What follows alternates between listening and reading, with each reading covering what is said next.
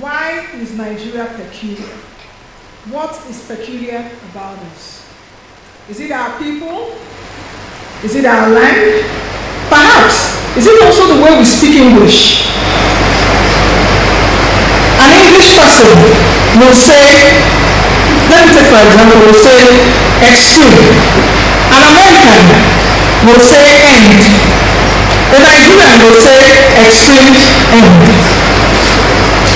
A Briton will say nika. An American says shorts. A Nigerian will say shorts nika. A British man will say so. An American will say therefore. A Nigerian will say so therefore. An English person will say salon. An American will say barbershop. A Nigerian will say barbing salon. An English man will say £10. An American will say $10 each, £10 each. A Nigerian will say 10 naira. Perhaps have you all seen where our problem started? First, I would like to invite, as we proceed with this event, our host for today, the man whom you all have honored with your presence, the immediate past executive secretary of Nigeria Extractive Industries Transparency Initiative, author of the Act of the Possible, and founder Agora Policy, Mr. Waziri Ajis. Welcome remarks. Please give him a big round of applause.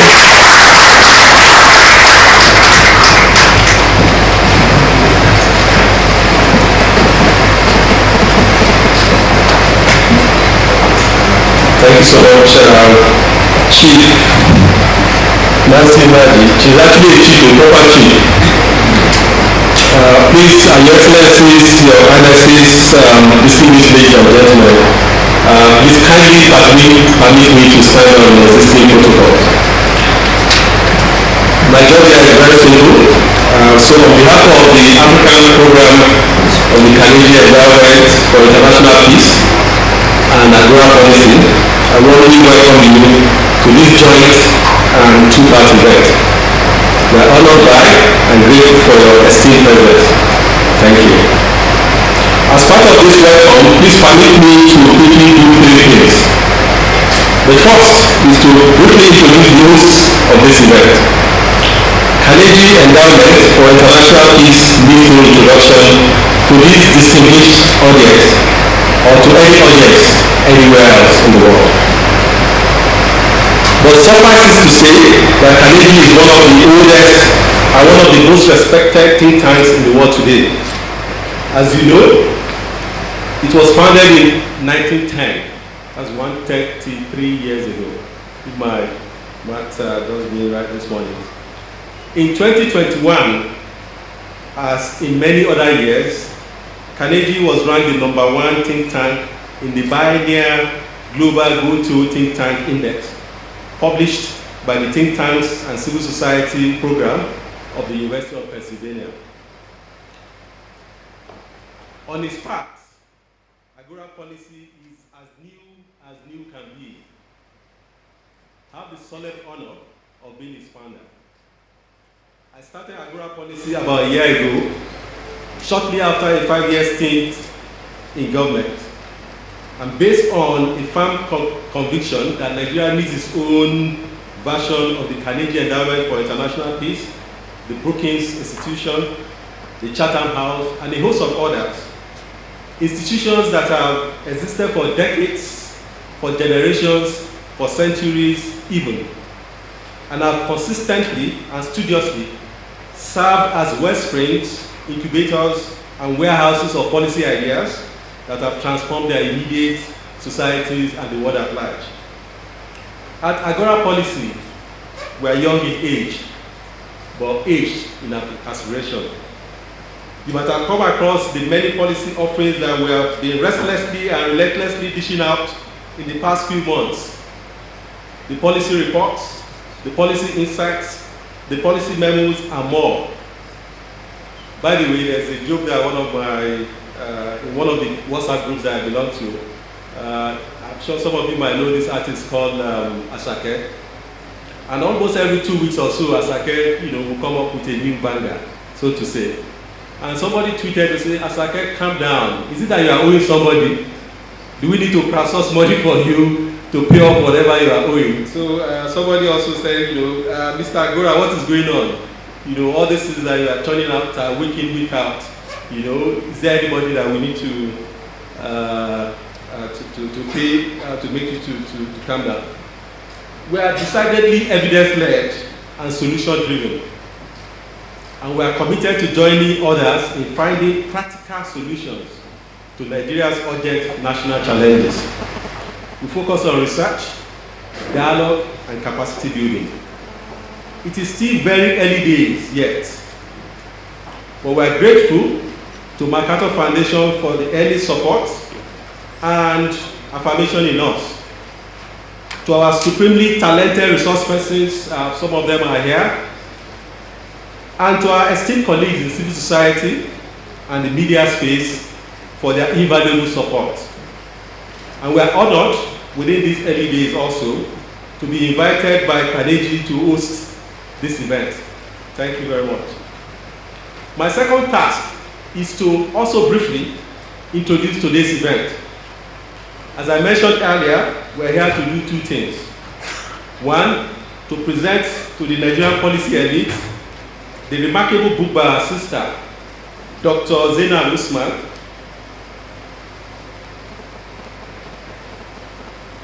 the pioneer director of Carnegie Africa program. By the way, the Carnegie Africa program started about 2 years ago, and she happens to be the pioneer director. And she's been running almost faster than Asake himself. So please, kudos for that. Zainab's book is a very important one, and please pardon me if I'm the one saying so. And she deserves all the accolades that she has been getting. On your behalf, Zainab, on behalf of everyone, I congratulate Zainab for the book and for the other strides she's been making.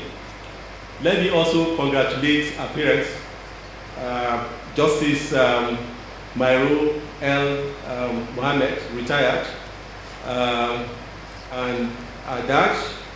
This is the joy of every parent. You want a situation like this where not just that your daughter has gone to the best schools in the world, has worked in the best institutions in the world, but has also done a book that is voted by the Financial Times of London as one of the best books in economics for 2022. So thank you, congrats. So this book will serve as an entry point for the important discussion today by our eminent panelists. They are here, and other distinguished members of the audience. I want to make this as interactive as possible. We hear from the panelists.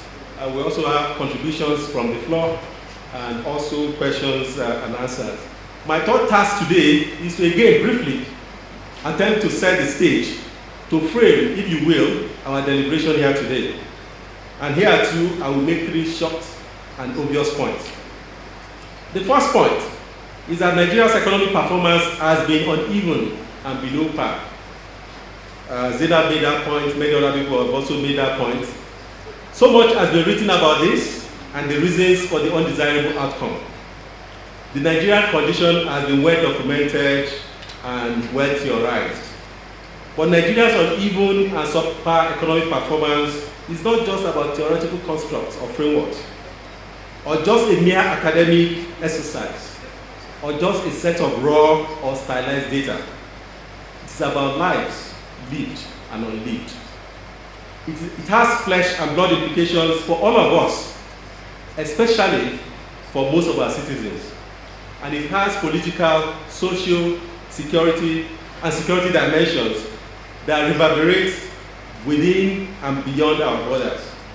The second point I want to make is that development, the sustainable variant, is not a naturally occurring phenomenon.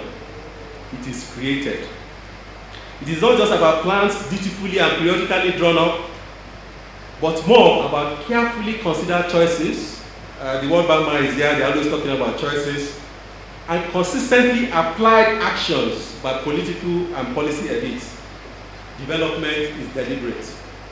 The third point I want to make is that the different development paths, the third point I want to make is that a different development path is not just desirable for Nigeria, it is necessary, it is urgent, it is existential.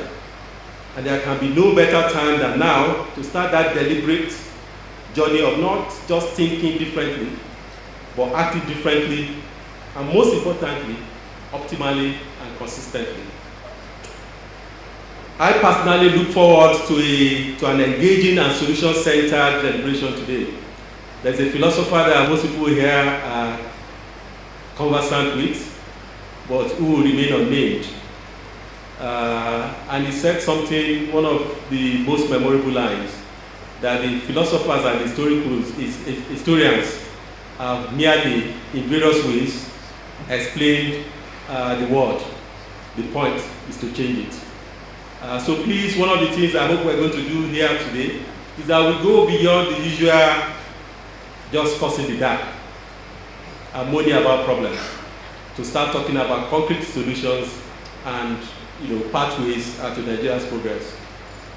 Again, on behalf of Carnegie and Agora Policy, I'm extremely honored to welcome you once again. Thank you and God bless.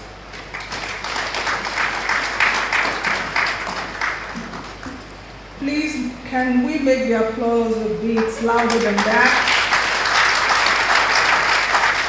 Thank you very much, Mr. Adio, for that welcome remark.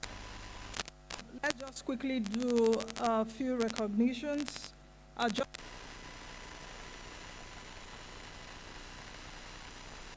Immediate past Governor of Ekiti State, Dr. Kayode Fayemi walked in. Please, a round of applause. We also have here Mr. Dasuki Arabi, who is the Director General of the Bureau of Public Service Reforms, BPSR. Thank you very much. Without much ado, we just have to move ahead because I know that we started this event a bit late. We were supposed to be here for a bit less than 3 hours, so we'll try as much as possible to get the event rolling. Today's event, like I mentioned at the beginning, is a 2-in-1 event, like they say in marketing. Buy one, get one free. It's a policy conversation, it's also a book presentation. Our next speaker lives to do. She lives to write, she thinks economic and public policy. Her latest book, Economic Diversification in Nigeria, The Politics of Building a Post-Oil Economy, was chosen as one of the best books of 2022 on economics by the Financial Times, just like Mr. Waziri Adio mentioned. She was part of the prestigious Young Professionals Program of the World Bank. She is a public sector specialist.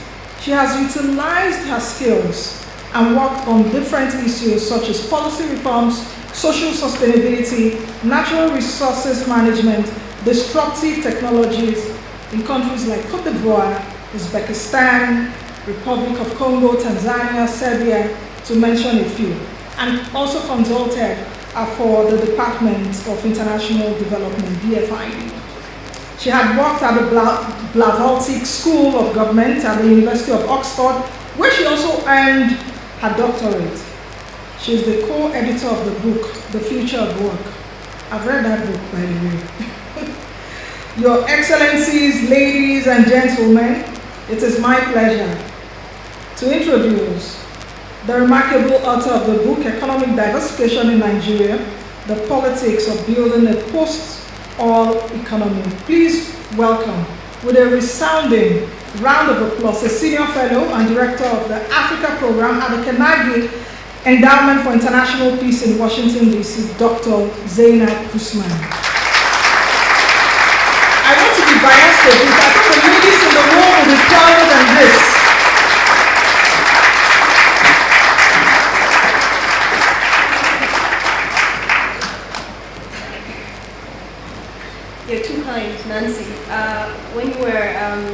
reading out all of those descriptions, to be honest, I wasn't sure you were describing me. I just remember spending long nights, early mornings and weekends working on this book. So it's really an honor to have all of you join us today. I'm very, very honored. I'm very, very delighted. It's a Tuesday morning and you left your busy lives to come here and participate in this important policy discussion. All protocols duly observed. Your Excellencies, Your Highnesses, Your Majesties, esteemed guests, distinguished panelists, thank you very, very much. What I'm going to do over the next 30 minutes is just to walk you through some highlights of the book. This is by no means going to be a presentation of the summary. It's really just to highlight a couple of hopefully important messages that can spark an even more important conversation. How do I work the slides? Because I have some slides. Okay, it's on. So, the presentation directly draws on the title of the book. Next slide, please. I've divided the presentation into 4 parts. I'll give you a bit of background to explain why I decided to focus on this topic. And then I'll go over a couple of key messages. And then I'll outline some conclusions. But then there's also an addendum, something that I thought about a few days ago and I added to this presentation. And then hopefully you can have a more robust discussion. Next slide, please. The background. What problems is this book trying to address? Why now? And why is this important? Next slide. I thought to go over some basic facts that we all know about Nigeria. It's the Africa's most populous country with a population of, well, we don't really know. So we need to do a census on that. But maybe somewhere in the region of 200 million people. It is also Africa's largest economy, but it's undergone a recession, actually 2 recessions in the last couple of years, but it is now recovering in terms of the growth of the economy. It is also a very entrepreneurial country, and I've worked in a number of African countries, in fact, a number of other countries around the world. And it's really striking to me how entrepreneurial Nigerians are. According to a recent government survey, there are over 44 million micro, small, and medium-scale enterprises. There are also, of course, large conglomerates. We have the photo of Aliko Dangote there, as in a sense an illustration of really what is possible in terms of the large enterprises. Nigeria also has a very dynamic, creative population, especially among these small and medium-scale enterprises, which is why the country has the world's 2nd largest film industry, if you measure that by output. So it comes right behind Bollywood in India. But there are also other creative industries, the arts, music, etc. And then finally, and I left that for last, but I suppose it's one of the reasons why we're here today, Nigeria is Africa's largest oil producer. It produces somewhere in the region of 1.4 million barrels a day of oil, which is actually much less than the country used to produce in the early 2000s at around, I think, 2.4 million barrels a day. And it's much less than what the country has been aspiring to get to in terms of production at around 4 million barrels a day. And in fact, if you do the calculation in terms of global output, Nigeria today is around number 13 when it comes to oil producers, down from around between number 7 and number 10 in the early 2000s. And I will get to that in a bit. Next slide. So what is this book about and why? Why focus on this topic? It is actually a decade-long inquiry from my own end, personally but also professionally, into the development challenges that oil-rich and resource-rich countries like Nigeria face. And it's so interesting that, over the course of doing this research, when I was a doctorate student, down to my time at the World Bank, to, concluding the book while I was at Carnegie, across all those phases of my life, I met quite a number of people from other oil-rich and resource-rich countries. I have friends from Algeria, Mexico, a number of other countries. It's a question that tends to obsess people like us that come from resource-rich countries. Why does a country have so much natural resources, but it just doesn't seem to do very well? And there are countries that have done well. There are those that have had middling levels of performance. And there are those that, like Nigeria, that could have done much, much better. So I can't really see the slide from here. Okay, great. So then a key question that I started out with is, what is the reason for the underperformance of the Nigerian economy? And I use underperformance here for a reason, I'll get to it in a bit. What role does Nigeria's resources, especially its oil wealth, play in this economic underperformance? And is there any role that politics play? Politics, power, decision making in all of this configuration? So these are really the three questions that I started out with. Next slide, please. Which then brings me to the key messages, and there are 9 that I'm going to talk about very quickly today. Next slide. So the first message is that, look, if you have a problem, what is the first step to addressing the problem? You have to accurately identify and diagnose that problem. And in the course of doing that, I started out with the prevailing explanations for why countries like Nigeria are where they are. And it occurred to me then that we actually need an alternative way of thinking about the problem, an alternative framework for conceptualizing the challenges of oil-rich countries like Nigeria.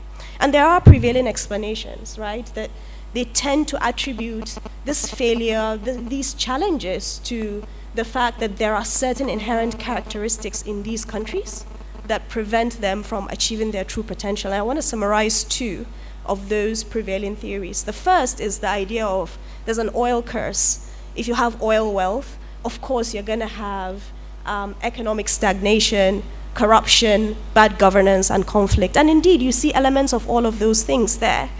But it is not just the oil wealth that is causing these challenges. And there are countries that are rich with oil and other natural resources that do not experience similar levels of certain types of dysfunction that we see in Nigeria. So that's the first set of theories that we really need to set aside. The second is the idea of a culture, and this is a bit of an academic jargon, so forgive me for that.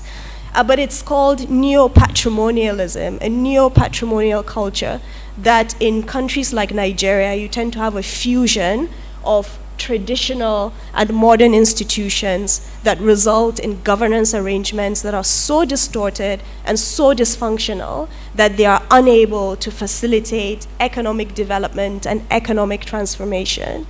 And in a sense, yes, you can see some of those dysfunctions, whether it's at the level of the local government, in some states, at certain federal institutions, you see some of those, but there are also positive deviances. There are cases in which reforms have happened, federal agencies have been run properly, etc. So that cannot be the sum total of the explanation.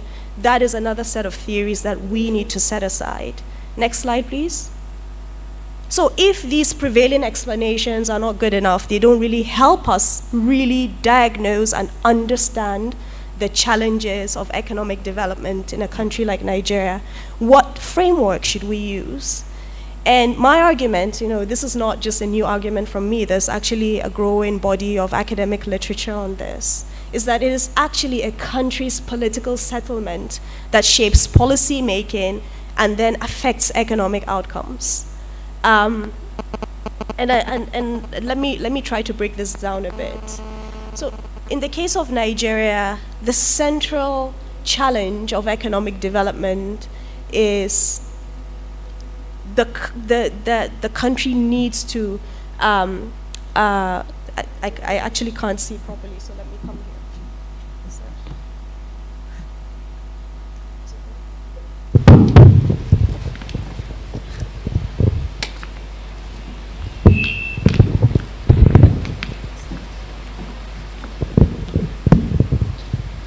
Yes, so I'm going to stand here.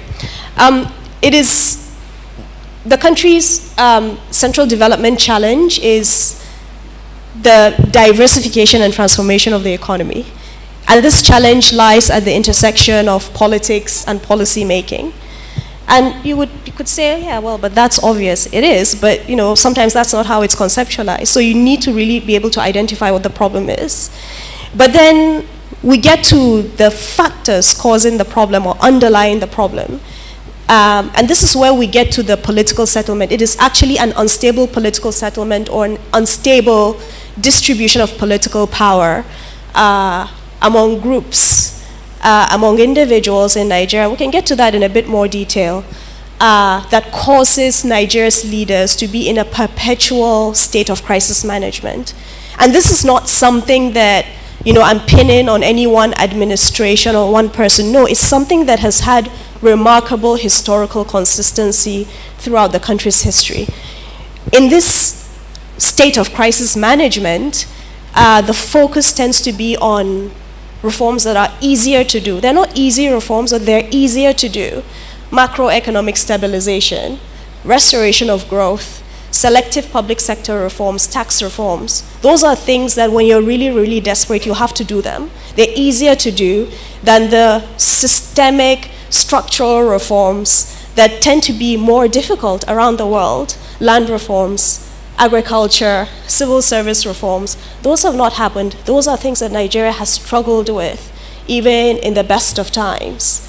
So as I mentioned, this has had remarkable historical consistency throughout Nigeria's history, regardless of regime type, whether it's military rulers or elected civilian governments as we've had over the past 20 years. Next slide, please. So I want to zoom in on what I mean by crisis management. This crisis management mode that prevents systemic long-term thinking around the difficult structural reforms.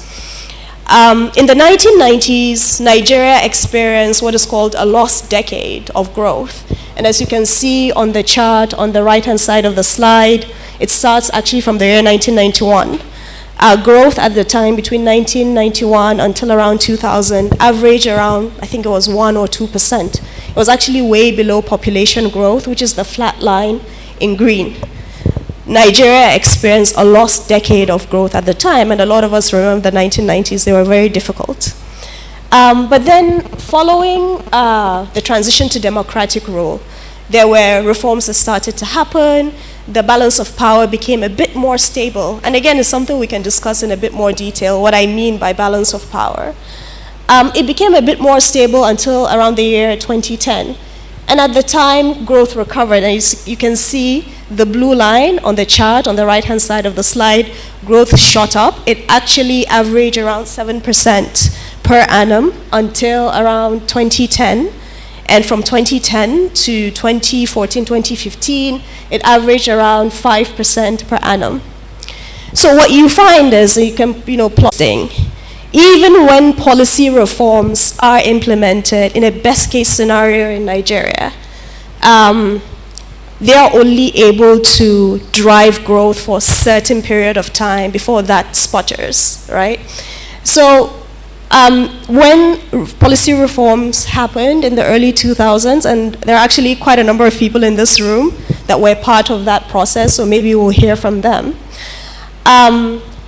Growth at the time in the early 2000s was actually driven by non-oil sectors. If you do a rough, and this is just a rough decomposition of growth over that period from around 1999 until around the year 2019. Growth was largely driven by the non-oil sectors, as you can see on the left-hand side of the slide, while the oil sector itself, for actually nearly 2 decades, has been consistently recording negative growth. I just mentioned to you that oil output today is just at around 1.4 million barrels a day, down from around 2.2 or 2.4 million barrels a day in the early 2000s. So in sectors where we saw policy reforms, whether it's banking and finance, the liberalization of banking and finance, ICT, a bit of trade, and I will come to trade in a bit. I probably shouldn't have included trade there. Industries generally, where the easier to do reforms were implemented, they were able to help drive growth. So the chart on the right-hand side of the slide shows that during this period, the share of oil in national GDP actually declined, right? So you can see oil is the area shaded in dark brown. It declined from around 50% share of GDP in the year 2000 to around, roughly around 10-11% that it is today. It fluctuates percent. So we've seen an actual, change in the Nigerian economy in terms of the gross domestic product. Next slide, please. But these changes that we've seen over the past 20 years in the Nigerian economy have actually not diversified Nigeria's exports and fiscal revenues, and this is really the crux of the matter, that Nigeria's exports are still overwhelmingly concentrated around the oil industry. It accounts for more than 80% of export earnings, as you can see on the chart on the left-hand side of the slide. The area shaded in green represents oil. The area shaded in blue represents non-oil exports. Same thing with government revenues. We've seen, as a little bit of a rebalancing in that mix, but oil revenues account for still around 50% of government revenues. So which is why whenever there is some kind of volatility in global oil prices, everyone feels it. But people are not engaged in the oil sector. Most people don't work there, but people feel it through the mechanism of exports and government revenues. Next slide, please. Bringing me to my sixth message, and this is a fairly obvious point, but I think it's worth restating. This dependence on oil revenues is even more acute at the subnational level, the level of states in Nigeria, the 36 states. When I did this analysis, this was figures from the year 2018, but it broadly holds true with a few changes and variations here and there. And basically what it shows you is that only 2 states, maybe 3 or 4 maximum, are able to generate their state revenues from internal sources. Most of Nigeria's other states, so we're talking about, 32, 33, 34 states, overwhelmingly depend on oil revenue transfers, federal oil revenue transfers, north, south, east, west. The role of Nigeria states is so crucial, and I worry that this is still a point that is underappreciated even among Nigerians, because it is at this level that people feel the impact of government. It is at this level that you're going to have some of the policy reforms that can facilitate growth and drive what economists call structural transformation. But there's a lot of work to do with respect to Nigeria states. And the chart I have on the right-hand side of the slide, what I did was, this was in the year 2013, during the peak of the oil boom for Nigeria. There was another oil boom recently, but I don't think it was an oil boom globally, but it was not necessarily an oil boom for Nigeria. So I think 2013 is probably the peak for Nigeria.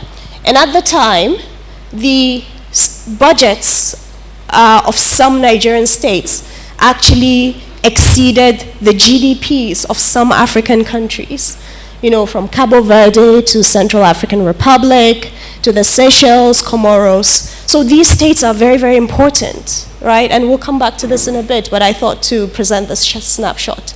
Next slide, please. So what I also do in the book is I then zoom in on 2 states in Nigeria, Lagos and Kano. In the case of Lagos, it has been able to, on some measures, because I know there are people from Lagos who are going to fight me after this event, based on what I'm going to say now, but on some measures like fiscal revenues, Lagos has been able to achieve some results that we've not seen in other states in the country. It's been able to achieve some level of diversification of its fiscal revenues. Of course, this is Nigeria's commercial capital. Some would say it had an early head start. It had all this federal infrastructure, etc., its endowment structure, large concentration of human capital, all of that. But it has been able to achieve some results, and we cannot ignore that. What you see on the chart on the upper right-hand side of the slide is that Lagos has been able to rebalance its state revenues, right? From a situation to a situation where just about 20% now come from federal transfers, and more than 80% come from internal sources, of course, including some borrowing here and there. This fiscal diversification, as I call it, is actually not random. It didn't just happen. It's the result of deliberate policy reforms that happened in the 2000s. And this is where, we get to the political analysis. Ruling elites in Lagos became reform-oriented because they faced certain kinds of pressures. What are those pressures? And, there are a multitude, but I want to mention a few here. The population explosion that happened in Lagos and still happening today. People love to move to Lagos. It's the city of opportunity. Rural, urban migration happens. What is it? The city's population is 20 million or something. But there was also urban decay at the time. The municipal infrastructure was terrible. I spent a couple of months talking to people in Lagos for this research, and people were telling me that at the time, the city was basically disappearing under a mountain of rubbish. You couldn't even move from point A to point B. Right, there was violent crime, and then the intergovernmental tensions between the federal government and Lagos. All of these combined to pressure elites to think outside the box, to implement tax and public financial management reforms, to generate new sources of revenues, to run the country, to run the state, but yeah, maybe to do other stuff too, I don't know. So basically, I think what I'm trying to say here is that there are also other people who have written papers about the reform episode in Lagos. They were able to build a political coalition to envision some kind of a different approach to running Lagos to generate more revenues, right? Maybe we did not quite see reforms resulting in structural transformation, but movement, there was a reform orientation at the time. Next slide, please. Now we come to Kano, which is the second state that I looked at and I focus on in the book. Kano, as you know, is another major economic hub in Nigeria. It's perhaps the largest it's perhaps the anchor of the economy of northern Nigeria. Kano, unfortunately, has been a microcosm, an illustration of Nigeria's failed industrialization.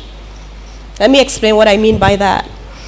Kano has struggled in the sectors, agro-allied sectors that economists, social scientists would argue were decimated by globalization over the past 3 decades. Sectors, whether it's in food processing, but in particular the cotton, textiles, and garment sectors, where those that were badly hit when China joined the World Trade Organization in the 2000s. So local production could really not compete with cheaper subsidized imports. But I think this is only part of the story, because Kano has tremendous it has a large population, something in the region of maybe 12 to 15 million people. I don't know, we need to do a census. It has a very entrepreneurial culture that dates back to the pre-colonial era. It has a very interesting endowment structure, arable land, other types of resources. So this, the globalization argument is really no excuse. Besides, we've seen countries like Kenya, Ethiopia, etc., build special economic zones and were able to attract FDI around cotton, textiles, and garments for exports. We'll get to that in a bit. So, but my argument is that it is actually, this is also not random, that it is the nature of the political settlement in Kano that has made policymakers unable to reimagine a new growth agenda for the state that harnesses the region's comparative advantage, not only in the agro-industrial activities that we mentioned, but also to support new industries like Kannywood. And in the book, at the beginning, I actually talk about Kannywood and certain incidents that happened, and maybe we can talk about that in the Q&A session. There were some limited efforts over like a 5-year period to improve public financial management, to do some tax reforms, but those had a barely marginal impact, as you can see on the upper right-hand side of the slide. So basically, there has been an absence of and again, this is not to blame anyone, it's fairly consistent. The absence of a consistently pro-business leadership. And again, I spent weeks in Kano talking to entrepreneurs, industrialists, the business associations, and across the board, this was what they said. The leadership, they just have a very tricky relationship, right? It's not antagonistic, it's not entirely supportive. So this has actually been to the detriment of Kano. And again, if we look at the comparative historical literature, whether it's from East Asia, other parts of the world, there has to be a very kind of dynamic complementary state-business relationship, and we've not necessarily seen that in Kano. We've seen elements of it in Lagos, we've not seen that in Kano. Next slide, please. So to put all of these together, get into my 9th and final point, Nigeria is neither a failed state, nor is it a developmental state. And let me explain that in a bit more detail. It is not a failed state that is doomed to perpetual economic stagnation, because reform episodes do happen. They can happen for 5 years, 7 years, even up to 10 years. It happened in the 1960s until the breakout of the Civil War, then in the 1970s for another decade, then in the early 2000s, and then we are where we are today. But it is also not a developmental state. And again, this is one of those academic jargons. In the literature, a developmental state is used to refer to a state that enables structural economic transformation. These are states that you see, and I think the term was coined when used to describe the East Asian tigers in the 80s and the 90s, South Korea, Taiwan, Hong Kong, Singapore, most recently China, definitely not in that mold. But Nigeria is probably an intermediate state. This is a term coined by Peter Evans. And it's very interesting, when he coined the term in the 1990s, he used it to refer to Brazil and India. So it's a country is capable of episodic reforms, 3 years, 5 years, 7 years, that can produce some spurts, some episodes of growth. But in its current configuration, it's very difficult to see policy reforms happening that can transform and diversify the economy due to the underlying political settlement. Therefore, policymakers, in the best of times, tend to be constrained to short-term stabilization policies, because you need to stabilize the economy, you need to restore growth, you need to generate new sources of revenues, you need to do some tax reforms. And these can drive sporadic growth. But the difficult transformational policies, structural transformational policies that can, in the long term, increase productivity, and then get us to diversifying our economy and having competitive exports, those are things that Nigeria has struggled with, right? On the supply side, thinking about infrastructure, the past 20, how many years, where is the infrastructure in Nigeria, the trains connecting the whole country? Electricity, I'm here with my colleagues from the US, and when they experienced the first power outage, they were a bit agitated. But this is it, this is something that has not changed in Nigeria. Why? Electricity. I just came back from Kenya. At least in the capital city, in the major cities, you don't experience a power outage. Why has Nigeria struggled with that? Petroleum sector deregulation, subsidies, the endless debate. I can remember, right from the 1990s, every government has promised to try to remove subsidies. It's so difficult. Chapter 6 of the book talks about the structural reasons why it's so difficult to remove subsidies. There's no public mass transit system, right? So there's some limited inflationary impact there, and people will rise up and get angry, but why haven't those things been fixed? On the demand side, implementing social protection policies. When I was at the World Bank, one of the analytical pieces we did was actually on social protection. And that was when I realized that actually Nigeria lags behind even other African countries in the provision of social protection, social assistance, social transfers, behind countries like Ethiopia, Ghana, Kenya, Senegal. Then civil service reforms. No country transforms without an effective civil service that is dynamic, that is competent. This is something that Nigeria has struggled with. Every government talks about reforming the civil service. It never works, right? So these are the kinds of difficult things that you need to do. If you look at the history of countries that have made the transition from poverty to prosperity, they have to do these things and more. But these are things that Nigeria has struggled with. But, you can see tax reforms will happen, transparency in public financial management, that will happen, but that's not enough. Next slide, please. So it brings me to my key conclusions, and I conclude the book on 5 points. I'm going to mention them very quickly. So the first is, and I want to step back a bit here and mention that in the course of this research, I had to try to find out, to the best of my ability, what the countries that have been able to make that transition, what they did well, how they framed their challenge. Of course, there's the economic and technical dimension. There's also the kind of sociological dimension in terms of how policymakers, policy elites think about the country, its underlying philosophy, and its future. And one thing that struck me consistently is that when a country has leaders that want to move that country to a new phase of income and development, they conceptualize that process. It's a political project. Nobody thinks of, we want to industrialize our economy because it's nice to industrialize. Industrialization is actually very difficult. You do it for a political reason, and oftentimes it's an existential political reason for survival. You think about South Korea. When they started to industrialize, it was really to be able to fortify themselves against North Korea and to an extent China.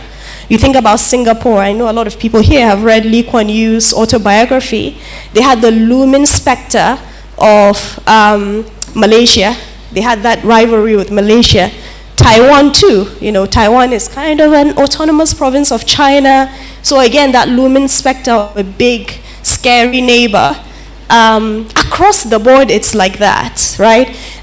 China too, and I think China is a very interesting case to look at, not necessarily as an example, but China is a 5,000-year-old civilization. Across those 5,000 years, they go through these cycles of growth and prosperity, and then they descend into internal chaos, the last one being during the era of Mao Zedong.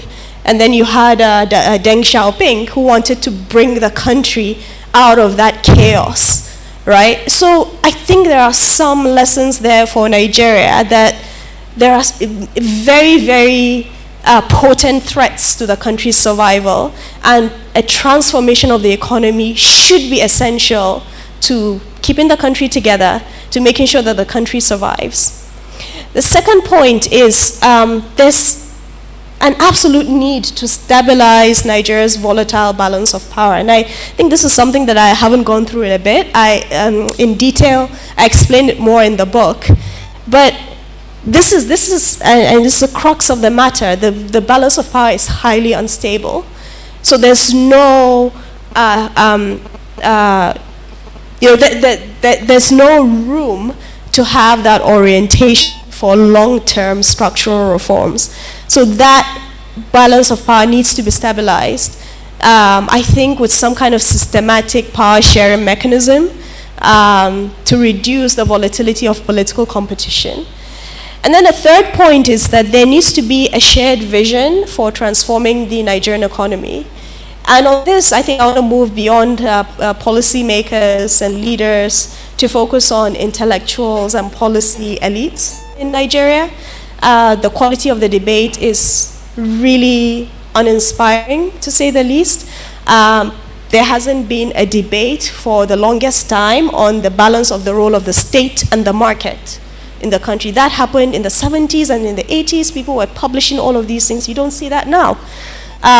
What should be the appropriate balance of the role of the state and the market? How do the various regions and the endowment structure complement and connect with one another? Because that is how it is in almost every part of the world, whether it's France, whether it's the US, they have regional differentiations and specificities. How do you connect all of those to work together? Revenue sharing, things like that. And then I think the other ones are a bit easier, proactively tackling market failures. We know what needs to be done around infrastructure, digital connectivity, social protection, all of those, and prioritizing them, including, of course, civil service reforms. And then I think just for all of us, and this is perhaps how I started this presentation, we need to really update our mental models for how we think about the challenges that countries like Nigeria face, resource-rich countries. Next slide, please. And I'm going to conclude now. Sorry, next slide. Yep. So I decided to add 2 or 3 more slides that I call addendum. Because when I did the research for this book, and when I finished writing it, it was still kind of very internally focused, with the idea that if Nigeria is able to address this balance of power issue, is able to get on track with the difficult structural reforms, then you can start to see changes happening. But I think it's going to get even 10 times more difficult because the global economy is changing rapidly in real time as we speak. So even what was possible to do in the early 2000s will be incredibly difficult today. And I want to emphasize 2 of those shifts we're seeing in the global economy. The first is the low carbon transition. What is it? It is the fact that the entire world has to move economic systems and structures away from the carbon intensive model that we have today to one that is less carbon intensive, that generates less greenhouse gas emissions. As you know, we're all confronted with the challenge of climate change. So we need to reduce our carbon and greenhouse gas emissions. These are global discussions that are happening, and the imperative is very, very strong. A key sector that emits a lot of carbon is what? Fossil fuels, oil and gas. This is the source of the primary source of Nigeria's exports. The chart I have on the left-hand side of the slide is a forecast done by the International Energy Agency. And what it shows is that, as you can see, that reddish-orange area is oil, the demand for oil, which rose very, very rapidly throughout the 1990s. But it reached, they're arguing that it has already reached a peak. I don't think we're quite at the peak yet. We'll be there in a few years. But the point is, very soon that demand is going to start tapering, and then it's going to decline suddenly. As most countries are preparing today for that collapse in demand. And in fact, Nigeria has already started to experience certain kinds of changes in demand for its oil resources. Let me give you an example that I'm sure a lot of you know.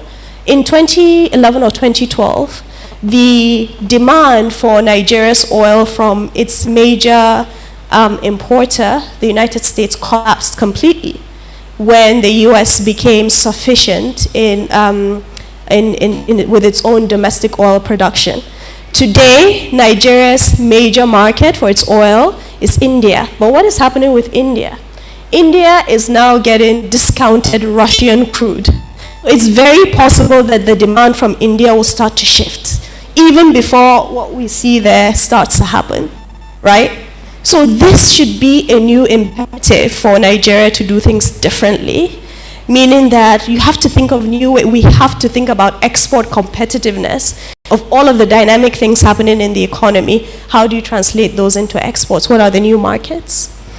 And the other chart there is that, while we're going to see a collapsing demand of fossil fuels, particularly oil, less so gas, minerals called transition minerals, which are input to renewable energy hardware, such as solar panels, wind turbines, electric vehicle batteries, the demand is going to rise exponentially. For lithium, actually, according to the forecast, it's going to rise by more than 40-fold, over the next 2 decades or so. Graphite, cobalt, nickel, etc. Right? So these are the changes that are happening in real time today that will make things even more complicated. Next slide, please. I think the second one is, and this is why I said I was going to come back to trade. The trade environment, again, in real time, is becoming very turbulent, less open, because the major powers don't get along anymore. There are trade wars happening between the US, China, EU, also middle powers. And in fact, this slide, graph on the left-hand side of the slide is an analysis done by Credit Suisse that shows that global trade as a share of global GDP has stagnated and is starting to decline, right? So even the idea of diversifying exports is going to be very difficult because you have to think of your export market. Countries are putting up tariffs, so it's just going to get really, really tricky. Investments too, FDI that people love to talk about, everybody wants to attract FDI to their states, etc. It's going to get really difficult. This is an analysis done by the IMF on the right-hand side of the slide. FDI is increasingly now being informed by political considerations, not economic considerations. Governments in wealthy countries are putting in place a lot of restrictions and a lot of criteria for capital to flow to other parts of the world. So things are going to get even more difficult than they were 2 decades. Next slide. And this is the final one. And I thought to conclude here because, given where I am based in the US, the work that we're doing on US-Africa relations, I think for me this chart is a huge tragedy, and I'll explain to you why. For the past 20 years, there has been this instrument called the Africa Growth and Opportunity Act. It provides duty-free access to the US market for exports from African countries, including Nigeria. During that time, Nigeria maximized its oil exports to the US until around, as you can see, the brown line representing exports to the US until around between 2010 and 2014 when the exports collapsed because the US had become self-sufficient in oil production. And it hasn't recovered. I just didn't want to, flood the place with too many charts because there are countries in Africa that have used AGOA. And of course, there are problems. They would tell you, talk to the Kenyans, they would tell you, oh, we should have done more, we need to do more. But Kenya, Ethiopia, Lesotho, South Africa, Madagascar, they've all been able to attract some FDI in special economic zones to focus on cotton textiles and garments that, have become moribund in Kano, which is why the globalization argument to me is just not good enough, because we've seen other countries do it. Nigeria did not make use of AGOA, despite Nigeria's vibrant private sector, large entrepreneurial base. Why is that? I think that this is a huge tragedy. And it's going to get even more difficult because AGOA is expiring in 2025. We've started discussions in DC on reauthorizing it, but we don't know if it's going to be reauthorized. So there might be another chance for Nigeria. But you had duty-free access to the world's wealthiest economy, and we didn't use it. So I'm gonna stop here. Sorry on this kind of depressing note, but I think these are the things that should be wake-up calls to all of us. Thank you.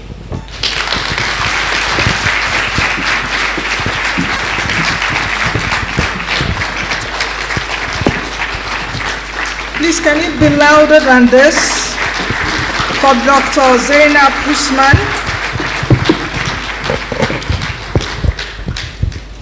you all will agree with me that this presentation have been, it was so succinct, but yet very incisive, giving us a whole lot to meditate upon and a very good background for the next item on the agenda, which will be the panel session, and I'm really looking forward to that. But please let me also crave your indulgence to tell you that Dr. Zainab Usman's book is being sold at the lobby, so there is a book stand there, so you can kindly purchase copies for yourself and others. She would also be available after the event for autographs. But just before we go over to the next item, let me just quickly do some recognitions. Dr. Samsudeen Usman, CON, CFR, is here in our midst, the former Minister of Finance, Budget and National Planning. Please, a round of applause. Dr. Aliyu Modibo, former FCT Minister, is also here with us. Professor Ode Ojogu, former Chief Economic Advisor to the President, here with us. This room is just filled with eminent personalities, and just like Dr. Usman said in her presentation, for those of us here, we've been involved one way or the other in terms of policy formulation, policy reforms in the country. So it will really be an interesting one to hear from all of you during the Q&A session. Mr. Laule Edu is also here with us. Please, a round of applause. Mrs. Miriam Owe, Special Advisor to the President on Social Investments, is also here. Tolu Ogunlese, he is an advisor to the President on Digital Communications. Please, can we give him a round of applause too? Honorable Justice Ishaq Bello, former CJ of the FCT High Court, is here also. All right, without wasting much time, coming up next is our esteemed panel session that will diagnose, discuss, as well as recommend solutions against the backdrop of what we heard from Dr. Zainab Usman's presentation. This panel session will deliberate on the theme, just as you can see there, how Nigeria can build a post-oil economic future. So without much ado, allow me to respectfully introduce our esteemed panelists. As I introduce our panelists, we will expect them here at the podium. Let me start by introducing His Excellency Professor Chukwuma Charles Soludo, CFR. We haven't forgotten, he's still with us online. Prof, good to see you. We can see you now. Professor Chukwuma Charles Soludo, CFR, is an economics professor and former Chief Economic Advisor to the President, Deputy Chairman, Chief Executive Officer of National Planning Commission, former Governor of the Central Bank of Nigeria, and founding Chairman of the Africa Finance Corporation. Currently, Governor of Anambra State. He joins us virtually, as you can see. Okay, fine. Prof, they can see a big round of applause for Professor Chukwuma Charles Soludo. Our next panelist is His Excellency Malam Nasir El-Rufai, former Minister of the Federal Capital Territory, Abuja, former Director General of the Bureau of Public Enterprises, BPE, author of the book, The Accidental Public Servant. If you haven't read it, please go and read it too. Governor of Kaduna State, he joins us here on the podium. Please, let's welcome Governor El-Rufai to the stage. Governor El-Rufai, you will be seated at the center. Mr. Aikoje Ike Mokwede is an investor, a banker, finance expert, former group managing director and chief executive officer of Access Bank PLC. Former chair of the Presidential Committee on the Verification of Fuel Subsidies. How can I forget that period? I won't. Author of the book titled, Leaving the Tarmac. Have we left already? Chairman and founder of Coronation Capital and co-founder and chairman of Ike Mokwede Foundation. Please, a round of applause. Our next panelist is Dr. Shubham Chowdhury, former World Bank lead economist for Indonesia and a longtime staff member of the World Bank. Dr. Chowdhury holds a bachelor's degree from Harvard University and a PhD from Princeton University, both in economics. Proud to join in the World Bank, he was a tenured economics professor and director of the program in economic and political development at Columbia University in New York.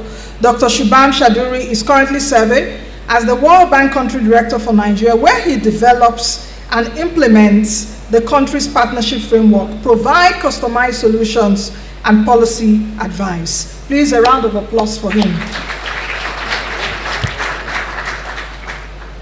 Finally, the last but not the least, Dr. Zainab Usman. I still need to talk about her again, but we've heard from her, so she'll join us on stage as we'll take this panel session. This panel session will we'll try as much as possible to do it less than 45 minutes if we can, because of time.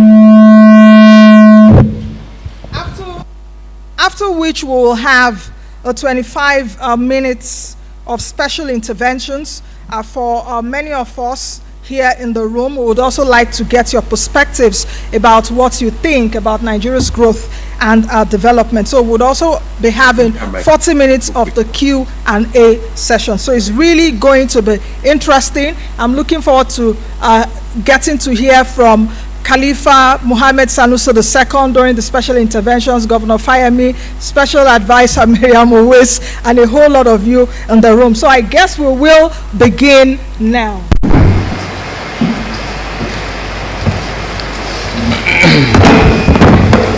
All right, I guess we will start with Professor Chukwuma Soludo. Prof, good, yes. Are you hearing me? Prof, please, multimedia, can we make him a bit more audible? Prof, we can hear you, but... It needs to be louder. Prof, can you... Fantastic. Yes. Are you hearing me? Yes, we can hear you now. You can hear me now. Okay. Okay. Prof, thank you very much. Prof, following the book presentation, I hope you watched Dr. Usman's presentation. Following the presentation, I would want us to examine Nigeria's current economic status. You've served in prominent roles, you know, in Nigeria policymaking over the last 30 years or more than that. First as a professor of economics, then as a president chief economic advisor, then as governor of the central bank, and now as governor of one of Nigeria's most important regional anchor states, Anambra State. My question is, what has Nigeria struggled with in attaining fundamental economic transformation? How have these structural transformation challenges evolved over time? And how have your perspectives on these challenges changed as you have held different positions? Now you're a politician. Before, you were in the central bank. You were a professor of economics. So have your perspectives also changed? Are you going to be talking to us as a politician now? So very quickly, Prof, and perhaps 2.5 minutes if you can, answer those questions. well, thank you very much. I deeply appreciate it. Let me, first of all, apologize for my inability to join you all physically. I had some other engagements prior to this. And second, to come Zainab for this excellent book. I tried early hours of this morning to peruse through chapter 1, and I have listened to the presentation. And as I read it, I just keep saying to myself, this lady Sabi book, very exciting, quite frankly. And I recommend it to everyone. I'm looking forward to reading it, the entire thing. Quite frankly, as I perused through that and listened to the presentation now, and myself, as this was going on, I just pulled from my shelf 3 or 4 of my previous books. I mean, about 15 books I have. One of them is actually The Political Economy of Economic Growth in Africa. It's about 2 volumes, dated with, it was a global project that we did. The other is Economic Policy Choices for a Prosperous Nigeria. Of course, the first was published by Cambridge, Mass. It's 2 volumes, fat like that. This is for Nigeria, particularly published, almost addressing the kind of similar issues as here. And the third, because several of these have authors, I saw my co-authors referenced in the book by Zainab, while the other is the politics of trade and industrial policy in Africa. And of course, our continent, our future, and so on and so forth. Going through this, writing about this, reflecting on this, not only in Nigeria, but around Africa and around the world, and coming also from Washington there, from even the sister institution, the Brookings, where Zainab is the next door neighbor. I couldn't quite frankly agree more with Zainab, with the fundamental thesis about the challenge of economic diversification rooted in policy choices made within a country's political and institutional configurations. And I think that's quite spot on. And for me, as you said, you know, going through these 30-something years of being active participant in both the intellectual and policy-making arena, and now myself up to continue to be part of the solution. And listening to this as well, each time I attend this kind of conference, I must tell you, on the one hand, I am participating in this one. I'm very happy that the conversation goes on. But also very sad that the diagnosis, in my own experience over these years, remain the same. In terms of the conclusions, that the challenge of rapid and sustainable prosperity. How do the challenge of rapid and sustainable prosperity, whether it's diversification, security, environment, human capital, political economy, and so on and so forth. And one message comes is that, for me, there is no single story. Across the states, within the country, episodes of triumph and decline, episodic surge and decline. Depending, and my thesis is that these episodes of surge and decline depends on the leadership at any point in time, the stock and content of human capital in the government, and then where the government gravitates in a spectrum of between what I call the two T's, transactional leadership, transformational leadership.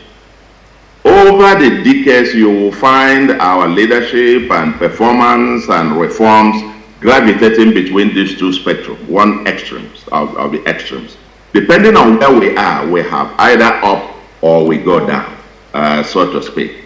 But at the fundamental level, therefore, my point is that, first point I leave with you is that I think we should begin to mainstream case studies.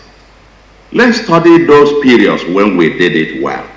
And I saw copious references to a time I can recognize, and my brother Malam El-Rufai was also in government. Copious references to the reforms we did there, banking system, telecom, and so on and so forth.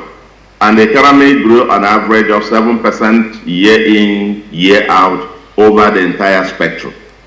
Why did it happen? Even that time also, we managed, despite rise in oil prices, to break what can be considered a world record of maintaining an undervalued, really effective exchange rate. That is the opposite of what you find the Dutch disease syndrome would predict to happen.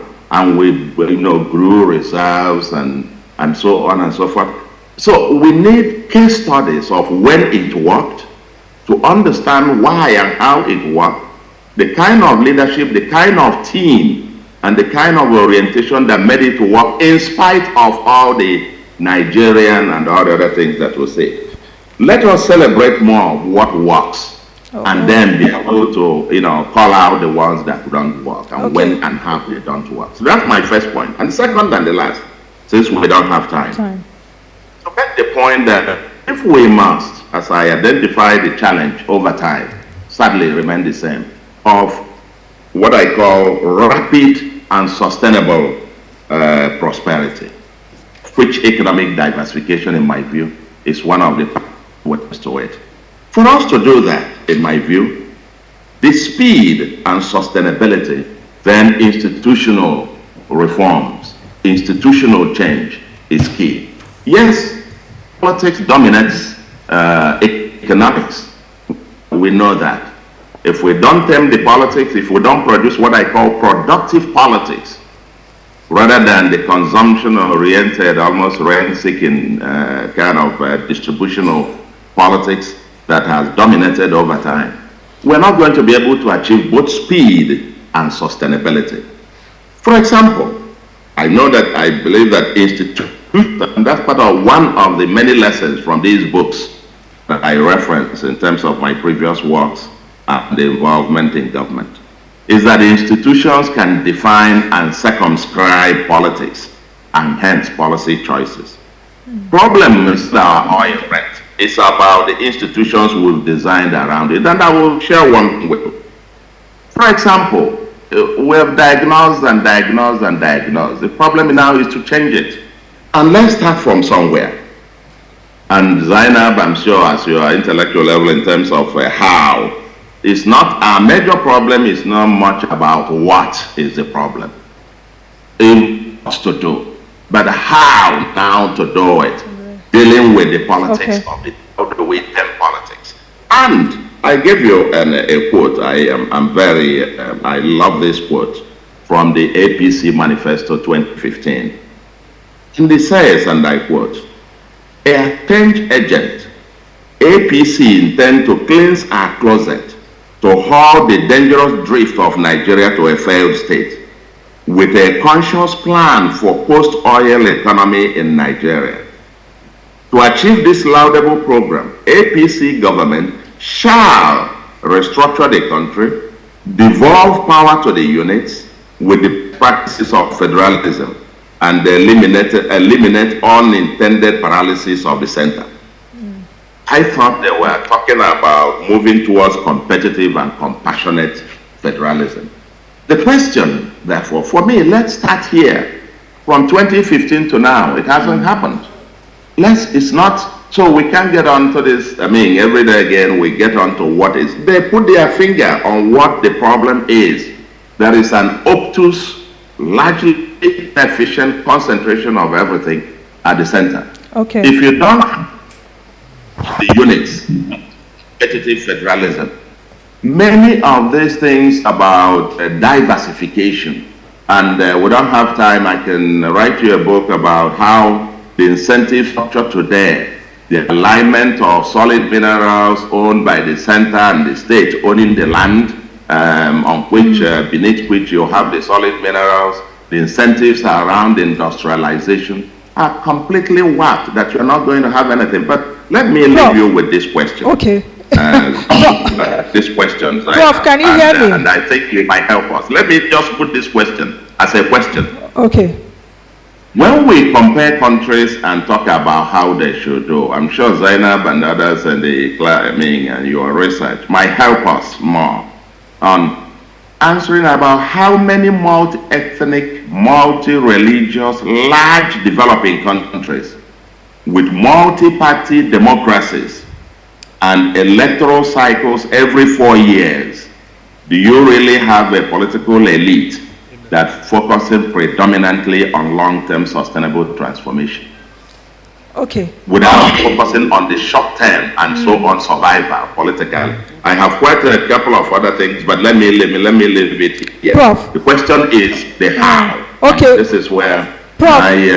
and I want to believe that as we transit now, we might begin seriously to focus on this. How do we get it done? Thank you. Thank you very much, Prof. Thank you very much. Prof, but I expected you to give us solutions. I didn't expect you to end with asking questions. The last time I checked, I'm the one asking the questions. So you should give me the solutions. So, Governor El-Rufai, Professor Soludo acknowledged the work you did during, of course, as FCT Minister and as the DG of BP at that time. But what all of us in this room can acknowledge is that politics influences economic decision. I would like you to speak about, based on your experience, what the difficulties are in executing difficult reforms.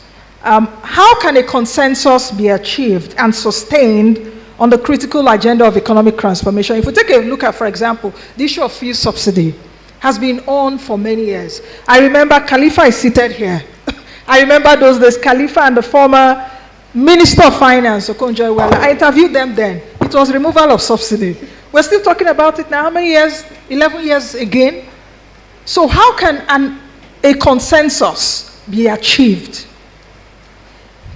And please, can we also make it short? Answers. Thank you. You are asking a politician to make it short? When I looked at this panel, I wondered why I was invited, and then I explained it away by saying, well, Soludo was former central bank governor, economist, and so on. World Bank, businessman. I realized that I was chosen because I'm the only politician here. Soludo just joined us. Let me first answer his question that he posed, the last question he posed. Yes, there are examples of countries with 4-year election cycles that have natural resources whose path has deviated from that of Nigeria. Indonesia is one, Malaysia is another that come to my mind immediately. So I have answered this question on your behalf. But coming back to what you said, you know, Zainab's book is perhaps, in my view, the most important book about the Nigerian economy in the last 1 or 2 decades. It truly looks at the problems, and as Professor Soludo said, you know, she's right on the money. She got it. It's all politics. Politics trumps everything. And if you don't have the proper political settlement, it becomes extremely difficult to have elite consensus, to have long-term plans that everyone will buy into across party lines and so on. And it just becomes, you know, based on accidents and luck.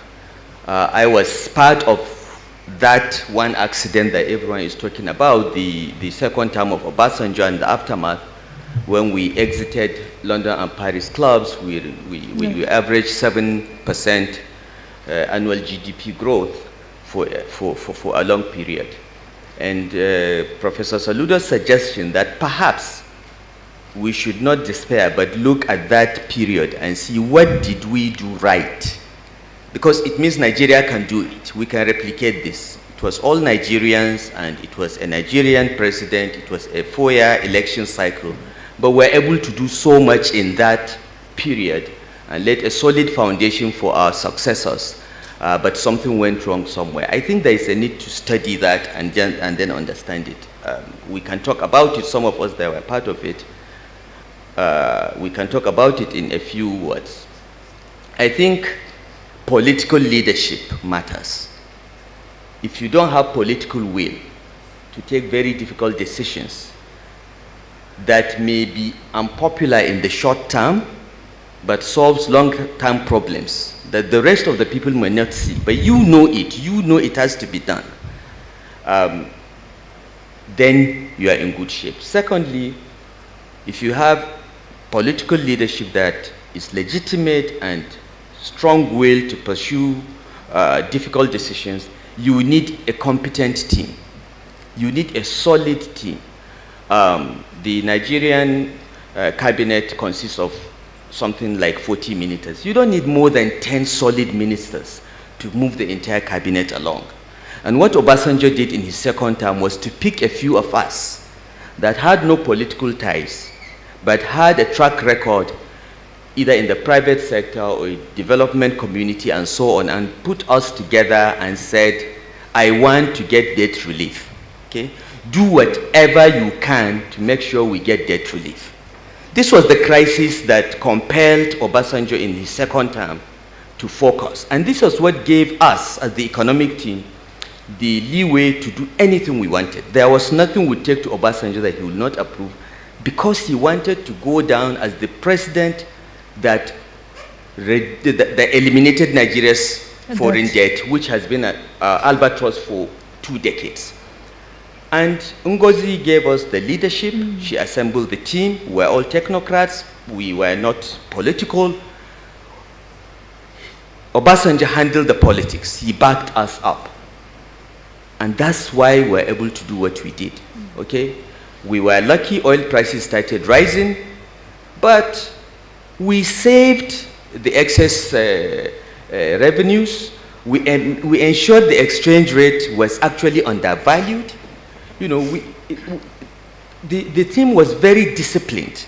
So you need leadership, you need a competent team, and you need to communicate and explain to people what you're doing. Because often, people are willing to support the government. Nigerians are very supportive of their government if they understand what you're doing and they can see light at the end of the tunnel.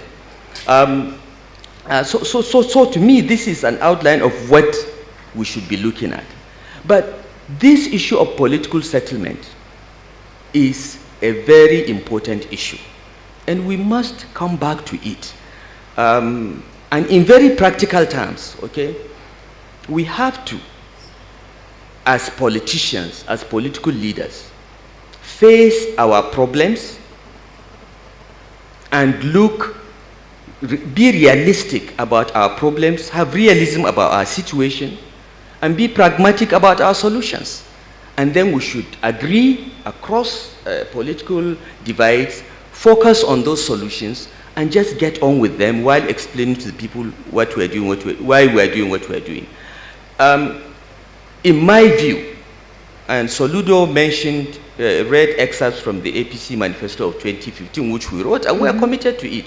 Why were you not able to do it? I chaired the APC committee on restructuring, for instance, and we gave very wide-ranging recommendations to try to move Nigeria back to the original political settlement of 1954. People forget that in 1954, our leaders, our political leaders from Nigeria went to London and agreed on what Nigeria's federal structure should be. And when we got independence, that structure worked. The regions were competing. The center was focused on a few things that it was doing well. The regions carried most of the responsibilities, and the revenues were distributed in favor of the regions so that they would handle the bulk of that. That was the political settlement that our founding fathers agreed. This political settlement was destroyed in 1966 when the military took over, and because of the civil war, everything was reversed. Nigeria operated more or less like a unitary state, both in political and fiscal terms, because of the civil war. After the civil war, that unitary status was never reversed because the military kept ruling and kept preserving that status. If Nigeria wants to have a political, the kind of political settlement Zainab is referring to, that will enable us agree on certain things and work on them no matter what, we have to go back to that political settlement of 1954-55 and devolve more power, responsibility, and revenues to the states, and narrow the size and scope of the federal government to things that it can do very well on behalf of the federation, and leave most of the responsibilities to the states. Okay? And we made recommendations that will move in that direction in 2018, but somehow, again, because of political will, it was never implemented. In my experience in public service in the last 20 years,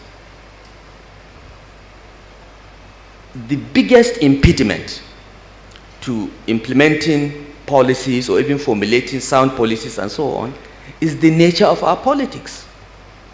Okay? We have a political culture that has no regard for public service, that's driven by pursuit of personal interest, and most of the time, okay, enrichment of my state or my ethnic group is a toxic political culture that has developed. And until we find a way to address it as politicians, some code of ethics that should at least say, let's agree that education is important, health is important, infrastructure is important, and we should not be spending 10 times the amount of money on subsidy, for instance, than we are spending on health, Health, education, and education. infrastructure combined. Okay, so it has to start from politics, it has to start from politicians, and I am happy that we're at a point now with a new government coming in that there is It seems that we all know the problems, but the question is, how do we solve them? So that we don't start rehashing questions or questions. No, Governor, I'll come back to you later. yeah. No, I want to come to I want to Mr. just Emik- I just want to respond to that quickly. Okay. In my view, I've told you the how. Okay, the how is, let's look at what happened in 2003 to 2010. So what's distorting the how? Because you mentioned we have a transactional politics. How do we clean up the political class? How do we clean up that system? But that will be another question. Just ruminate on it, because since you are the only politician here physically present on this panel. Now, okay, Mr. Imokode, let me come to you. It seems the private sector background, so perhaps we'll dilute this a bit. With your experience, based on your vast private sector experience as chief executive officer of one of the top financial institutions in the country, and now as the head of one of the top foundations focused on public sector. What is this about public, private, state business relationship that needs to improve? In what areas should Nigeria's public sector really step up its provision of public goods and better facilitate private sector in achieving economic transformation? What we've also seen over the past few decades is that there seems to be a dearth of trust between private sector and public sector. Thank you. And I think it's necessary to kind of understand what Zainab has said, what Prof is saying, and what Malam El-Rufai is saying. Your history, in many ways, defines your future. In many ways. Okay? And if you think about economics, some of the most important economists have been what they call economic historians. Yeah. Okay? And there's a reason for that. Now, there are 3 periods where our nation has performed. Just before independence, 58 to 66. Slightly after the Civil War, 72 to 79, 78. Okay? And basically 2000, 2007, 2008. Okay? I have studied those periods. But let me tell you why, as a private sector person, I have studied those periods. If you put private sector players in Nigeria in a room, they will tell you, we are the engine. We are the engine of the Nigerian, let's say, not even the economy, the Nigerian competitive context, okay? And if you want to take vehicles as that analogy, okay, Nigeria is a vehicle competing with other vehicles, Malaysia, Indonesia, and so on. And I believe that certainly the private sector is the engine of that vehicle. But then, the vehicle also has other parts. Wheels, a frame, it has passengers also, which are the citizens. But most importantly, all right, a vehicle doesn't move unless it's started. A vehicle goes in the direction that the driver takes it. And when you think about a driver, you also think about a driver and the driving team. All vehicles are driven by government. So however powerful that engine is, 1 billion horsepower, okay?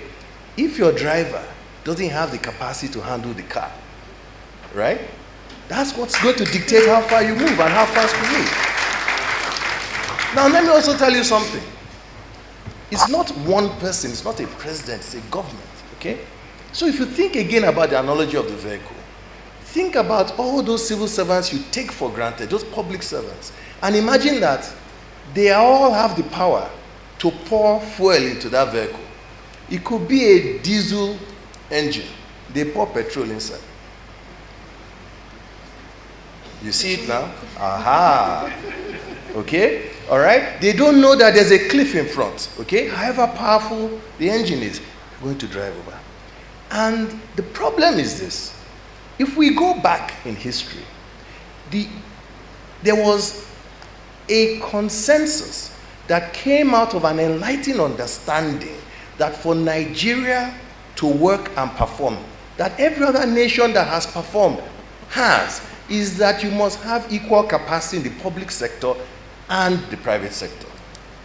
And when I left Access Bank, having seen this reality, even in the banking sector, you refer to my book. In my book, I said, see, the success of banking in Nigeria is as much, yes, the success of us as CEOs, but really the success of that team, that government at that time. And in my book, I said, the reason why I did everything to buy a bank when I did was that spending time with that team, with Ngozi, with Professor Soludo, with Malam El-Rufai and co, I knew that if I missed this moment, to be handled, however skilled I was as a private sector person. So we did everything to get into banking at that time. Okay? So if you think about the how, we have to go back to the type of understanding between the private sector and public sector, which back again, I will go back to in 1960. We said this nation will be run through 3 regions largely. One small one where I come from, Midwest, appeared. Okay? And we would focus on making the Nigerian dream come true. There was only one thing that these people realized, that you are competing. And to compete, therefore, you had to have your best. Now, let me describe the 3 or 4 heads of civil service in the regions. Ali Akilu, Udoji, Simeon Adebo, and another man called Joseph Imokwede, who just happened to be my uncle. That's not why I've started supporting the public sector. Now, common to all of them is incredible capacity. Some of them were given awards by other countries. Some of them, when they died, their obituary notices were in the New York Times. That is the type of capacity for the work they did in Nigeria. Now, when you think about the Western region and how it developed, if you see the numbers of outstanding men and women developed by Simeon Adebo, come to the north. Have you heard of the name Ali Akilu? Yes, I have. Okay. London School of Economics. I mean, this is a wonderful, talented man by any global standard. How will Nigeria? The power to be was a Kano man. The power to be was a Kano man. Everybody in Kano came here. That's what happened. When we made the rentier economy more important than the real economy. When our priorities were no longer who is building textiles, who has the cotton mills, who has the tanneries in Kano, and more about who is going to get the next contract. Okay? And that's what we celebrated. That's our nation today. Now, can we fix it? Of course we can. Do you know why I think we can fix it? Okay? Nigeria is the most blessed country in Africa, given our people. Okay? There's a reason why Ghana has gone to the IMF 16 times since independence. And anytime it comes to Nigeria going to the IMF, we're ready to almost die before we go, because we believe in ourselves. We're dynamic, we're very entrepreneurial, most importantly, we're very patriotic. So what you are hearing from these speakers before me is that we have a new government come May 29th. The only way that government will perform is if we go back to those roots in 1954 that he spoke about, where merit, okay, in the interest of this nation flying or that vehicle competing better than all the other vehicles is what determines how this government that comes in will be run. I thought I would get a round of applause for Mr. El-Timokwede. Thank you very much. Now let's come over to Dr. Shaduri. The World Bank is one of Nigeria's important development partners. In fact, your motto is fighting poverty. Over there in Washington, you see it on the floor. And sometimes when I pass, I'll be like, how long have the World Bank been fighting poverty? Over 70 years. I hope you're so successful. But you assist Nigeria in many analytic outputs like the Nigeria Development Update, the Country Memorandum, and all of that. My question to you is, what type of policy reforms have proven the most difficult for Nigeria to implement? I see Shubham is winking at me. Nancy, you want to ask me that question? What type of policy reforms are really difficult for us to implement in order to diversify and restructure, like Governor El-Rufai mentioned earlier, based on the analytical output as well as the advisory work that you've done? Are they comparative countries such as Indonesia, Brazil, India, that we can learn from? What have they done that would also make us overcome some of these reform constraints? Thank you. Thank you, Nancy. And thank you, Zainab and Waziri, for including me on this. I mean, I'm actually wondering. Governor El-Rufai said he's wondering why he is. He's just being modest. I truly am wondering why I'm here. I mean, in part, look, usually the World Bank is brought in to provide this international experience, but I want to note that you've done that in the book and in the presentation, and you were at the World Bank at one point. So, but let me turn to the question that Nancy asked. Look, I can answer that question in technical economic terms, or I can answer that in more political terms. So Okay. let me take the first, technical economic terms, and let me just take two countries as points of reference. They happen to be two countries that I know the best. I'm from India, so I know India, and I spent 5 years in Indonesia. But I also think that those two countries, India and Indonesia, are in some ways the best kind of comparator or peer countries for Nigeria in terms of being large, ethnically, religiously diverse, noisy, multi-party democracies. Indonesia and Nigeria are even closer. You know, they have a similar history of 30 years of military rule, a transition to, you know, this noisy democracy in the late 90s, etc. So those two countries. In economic terms, at some point in both Indonesia and India, two basic facts or kind of realities of policymaking and development, I think, were agreed on by the elites. One is macrofiscal, kind of core macrofiscal management. In Indonesia, this was triggered, and there was a period of that in the military rule during the Suharto era, but more than anything else, it was triggered by the 1998 Asian financial crisis, where Indonesia had to go to the IMF. And that was at the national level, whether or not people supported Suharto or sympathized with him, this was a thing as a national trauma.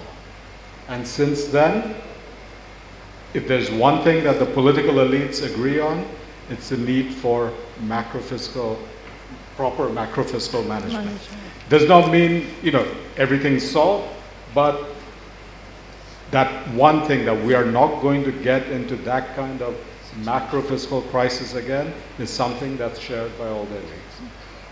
Second thing I would say, and then here let me refer to the example of India, is a basic understanding or commitment or recognition, I would say, of the role of private investment in a nation's development. No country has eliminated poverty without private firms growing and creating the jobs that pull people out of subsistence agriculture, pull people out of kind of hustling on this, you know, informal sector. Okay, it is always private firms growing and investing. In India, there was the suspicion of private investment. You know, we came with a socialist kind of mentality out of independence, and somewhere in the early 90s and through the 90s into the 2000s, that changed, that light bulb went off. So in technical economic terms, these are the two things that, you know, India, Indonesia, where they, you know, that recognition amongst transactional politics, or you can be reelected based on delivering development. So I'm not saying it's completely one way, but at a root, there has to be a political consensus or a political settlement or elite consensus that everyone, including the elites, will have a bigger piece of the pie if the national pie grows. So I've said this before, I've worked in every country in Asia, what separates out the countries that have actually embarked on this dynamic, upward trajectory of, inclusive growth and prosperity are the ones where the elites, it's not that they're any more or any less self-interested, they're just a bit more longer-term oriented, recognizing that by growing the national pie, that's the way to have a bigger piece of the pie. Okay? And that requires trust amongst the elites. So let me end with this. It's ultimately a political statement. People talk in Nigeria about the trust deficit between the state and the citizens, or between private firms and the government. I think the most fundamental trust deficit is within the elites. Okay? All right? Because we are in a situation where in economics we call it tragedy of the commons, which is a situation where within a community everyone recognizes what's the right thing to do, what will benefit everyone, but if any one person tries to do the right thing and the others don't follow, then they're going to be worse off. Okay? Fishing communities that overfish, as a result of which the fishing grounds are laid barren. That's a classic tragedy of the commons, right? In a sense, that's the kind of problem that Nigeria is wrestling with. You can call it a political settlement, lack of an elite consensus, but until there is that collective trust amongst the elites that it is in everyone's collective interest to do the right thing, to do transformational politics as opposed to transactional politics, the pie will not grow bigger. In fact, there's a risk that the pie will continue to shrink. Okay? Now, how do you change that? I think that's where, the other speakers here will be much better. But it's a how which is ultimately political. Okay, Dr. Usman, you want to come in here?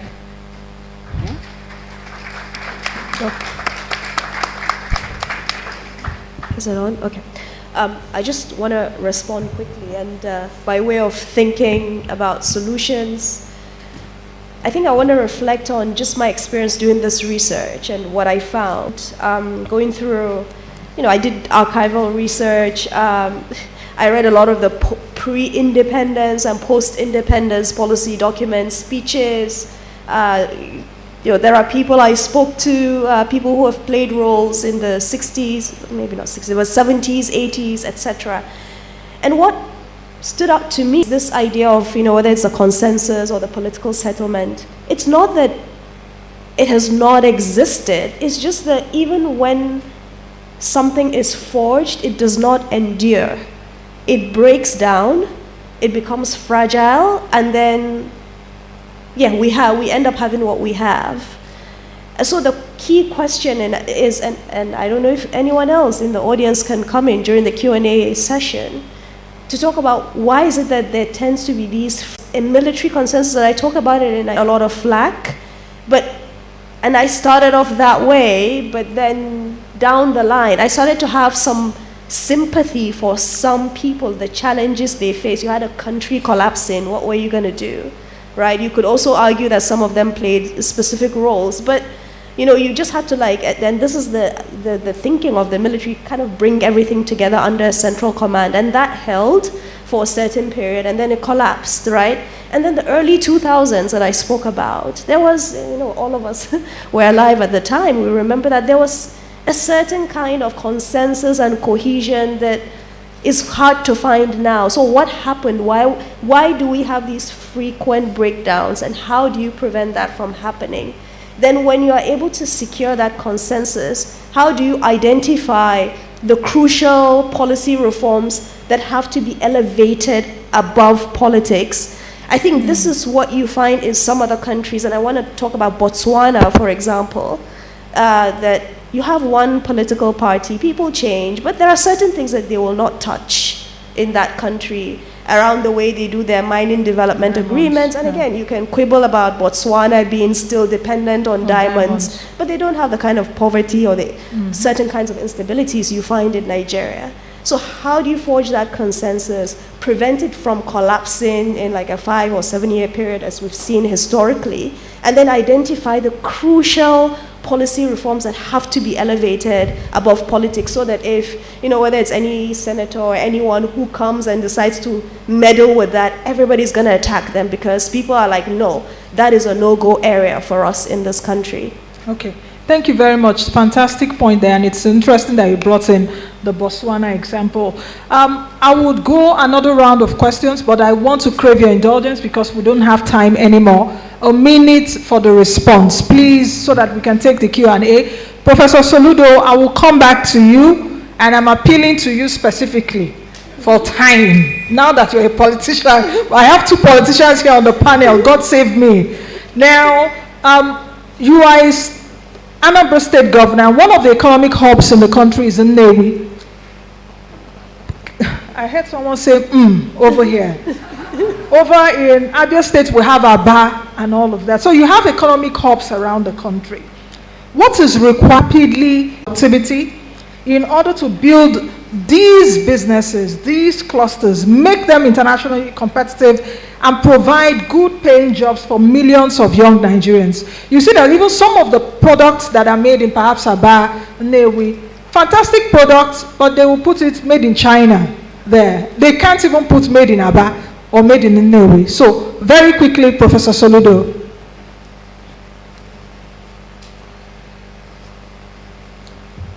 Prof, can you unmute yourself, please? Oh. Yes, we can hear you now.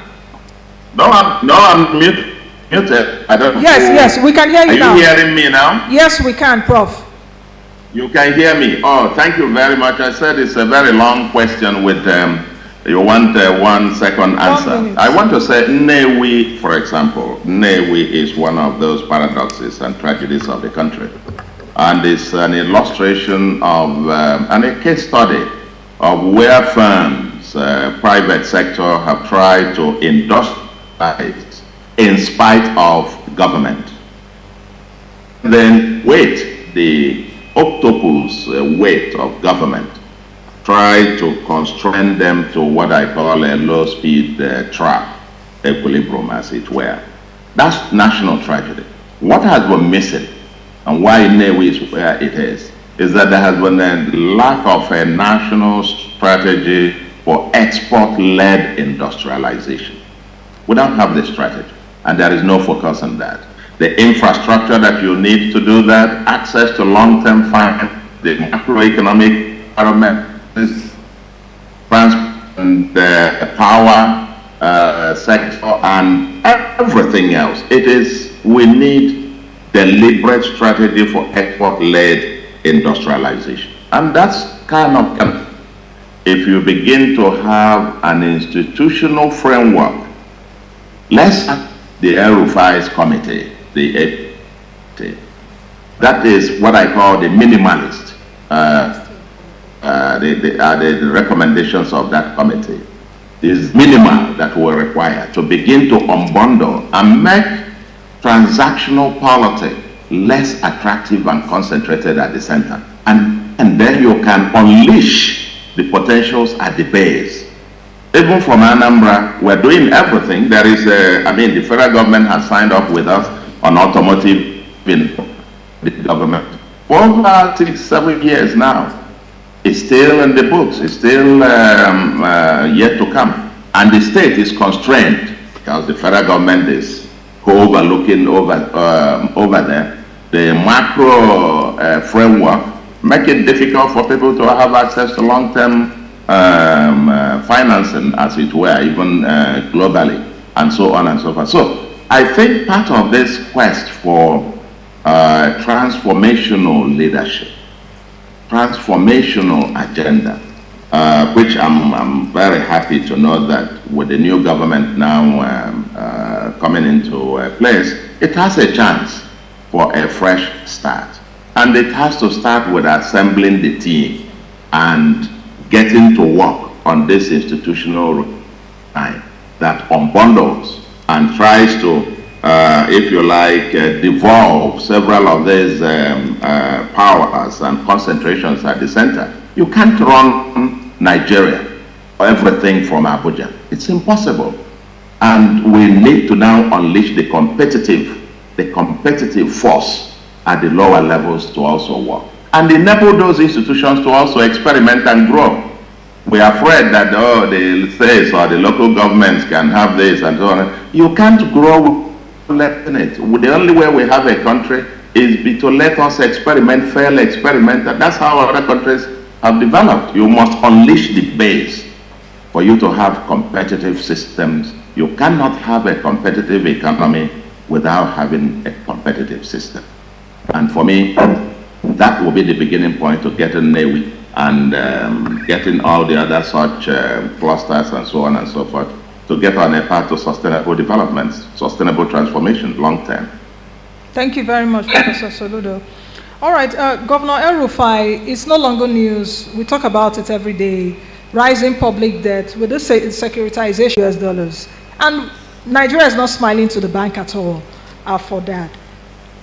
We have a lot of things that we cannot afford to pay for right now. How can Nigeria now proceed with these difficult but necessary reforms and retaining the support of the vast majority of Nigerians?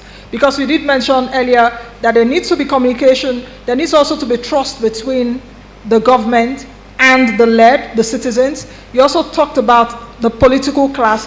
What will really be the incentive, for heaven's sake, for the political class to lead us right? Like Mr. Aigboje said earlier, if you don't have a good driver, the car will not go anywhere.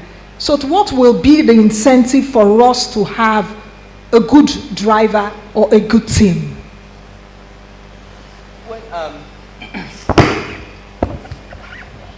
I gave you the example of 2003 when President Obasanjo said, I want debt relief, do whatever it takes. Often it helps when you have a crisis, okay? When your back is against the wall, when you have no choice but to take hard, difficult decisions. No country wants to go to the IMF, as Indonesia did, and they said never again. But we have backed ourselves against the wall, okay? We don't have any choice. Nigeria must, address those subsidies, the PMS subsidy, the foreign exchange subsidy. They must be addressed tomorrow. Otherwise, we'll end up in the arms of the IMF before the end of the year. I think that that kind of understanding by the political elite will bring everyone to his senses so that we are, as I said earlier, we are realistic about facing our problems and our situation. Sit down and agree that the only way to save the country, the only way to prevent this country going the way of Sri Lanka, for instance, is to absolutely do away with some of these distortions and then try to put all these policies in place that will unleash the competitiveness of Nigerians, that will move the political system towards the 1954 political settlement, for instance. That means, making the federal government smaller, making it less attractive, and, devolving more power, responsibilities, burdens, and revenues to the states, okay? Because in the short term, Nigeria cannot increase its revenues. We collect 6% of GDP as tax revenues. We cannot change it to 20% in 1 year, in 5 years. You need a long-term plan. And where we are now, the solution for our revenue problems is not to increase taxes or introduce more taxes. Businesses are struggling after COVID and Ukraine. And if you want businesses that are 95% of Nigeria's economy to thrive, you have to, step back from thinking that it is by imposing more taxes that you'll collect more money. You should be looking at expanding the tax base. Most Nigerians don't pay the correct taxes. Why don't you look at expanding the tax base and even reduce the rate of taxation? But that's a long-term plan. In the short term, I am of the view, and Others may disagree with me, but in the short term, Nigeria has no alternative. We have to do this. And the political elite must realize the danger ahead and come together, reduce the mutual suspicions, and get the best people. We must put our first 11, okay, in government if we are going to even begin to address these problems. The Ike made reference to the First Republic and the quality of the people in the public service then. We need to get back to that. We need to get brilliant people back in public service. Oil companies, banks, and telecoms companies should not take our brightest people. We must bring them back into government. We must bring them back into public service. But at the end of the day, we must also pray that the political leadership that we already have elected, we can't change that. We must pray that the political leadership at national and subnational levels have the political will to address these problems, do the right thing, but engage with society, engage with the public so that our circumstances are explained. We are not an oil-rich country. We are not. The amount of oil we pump out is not enough to make Nigeria rich. We should stop thinking that we are an oil-rich country. We are poor. And when oil prices rose the last time, the subsidy, the PMS subsidy, took the entire revenues. Every state government is struggling to pay salaries because of that. So we must face these realities, particularly at this point in time when there is a transition to a new government, and begin to do the right thing so that we take our country out of this quagmire and put it on a path of sustainable development. Okay, thank you, Governor El-Rufai, for that. If you want to attract the people in the private sector to the public sector, I don't think you're going to do that with a 30,000 naira. If there are any big ticket items that you believe, even with our challenges, that we can capitalize on.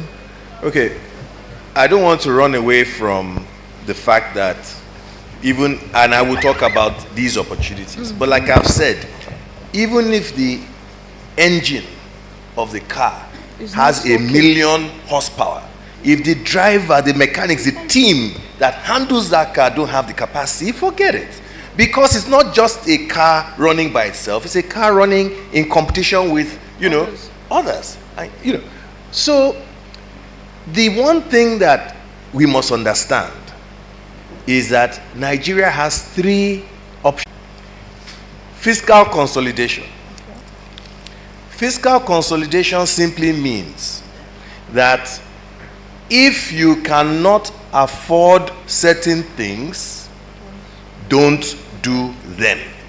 And I'm not saying that it's not good to have a subsidy on fuel if you can afford it. I'm not saying it's not good to subsidize fertilizer inputs if you can afford it. But if you cannot afford it, all you are doing, by afford means, okay, that because stimulate productivity. The subsidies are not meant to be a hole that just keeps getting deeper and deeper. By offering the subsidy, it introduces a level of competition, okay, that basically improves productivity and the wealth of the nation. So fiscal consolidation is remove all the leakages and tighten that budget, okay? Think about profile, 7 trillion naira. Debt stock, 70 trillion naira. Which interest rate do you want to use? Which one now? Which one do you want to use? Inflation, 20%. Okay, so even if we say, okay, fine, we can force people to, lend us money at half, it's 10% at least. So your current revenue profile is just barely enough to service interest. Okay? Then there's nothing left. Okay? The second option, right, if you don't do fiscal consolidation, is debt restructuring. Now, Shubham is there, so debt restructuring is a very painful process, extremely painful process. I don't advocate it because really, when I say debt restructuring, I'm not saying the genius in President Obasanjo is that he got debt forgiveness. Okay, he restructured his debt in the most miraculous manner. There is a cost to debt restructuring, which is that for the period of restructuring, there's a lot of trauma that the state has to take. The third option is massive private sector investment. Massive private sector investment. That's not going to come by signaling that you are going to increase taxes. No, that's not what you do. Okay? So think about this type of scenario. If every minister that is appointed into the new government, every ambassador that is appointed to a state, a nation, every permanent secretary, every parastatal and so on is given a private sector investment target year by year. Oil and gas target, education target, technology target, agriculture target, and it's simple. If you don't make your target, assuming, of course, the will is there, let the person leave the place for another person who will go and deliver the target. So those are our three options. Okay. Dr. Shaduri, let's come to you now. How do you get, with what we've heard right here in the room, and I know your different engagements with people in government, how can various stakeholders now break out of this insular thinking and begin to think that when we come together, we have a larger pie? Unlike what we're seeing right now, the mutual suspicion which you talked about. How do we get people now to understand these profound difficulties, that even in those difficulties, there are opportunities for us? How do we now get them to begin to think with the urgency of acting now?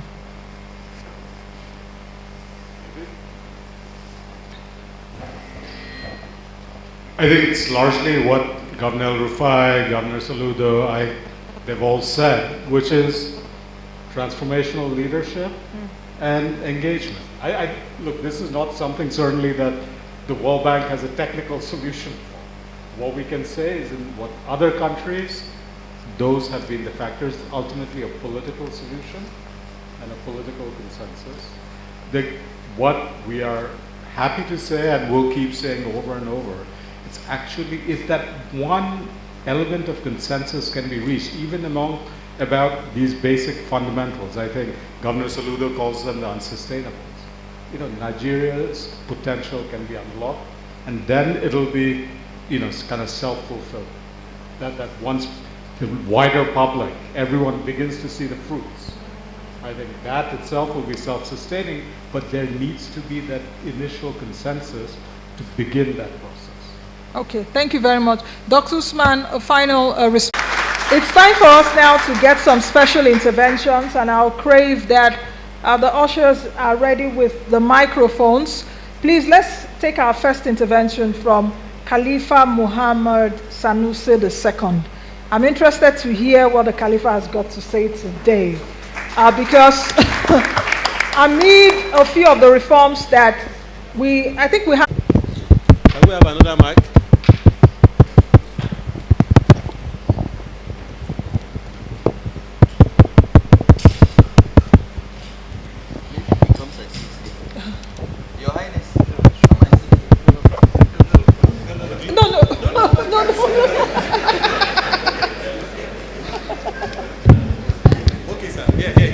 Okay, it's working now. It's working. Okay. Governor El Rufai, you are still needed here on the panel because questions will come to you. So, Governor, please, thank you. Nancy, Nancy, how are you?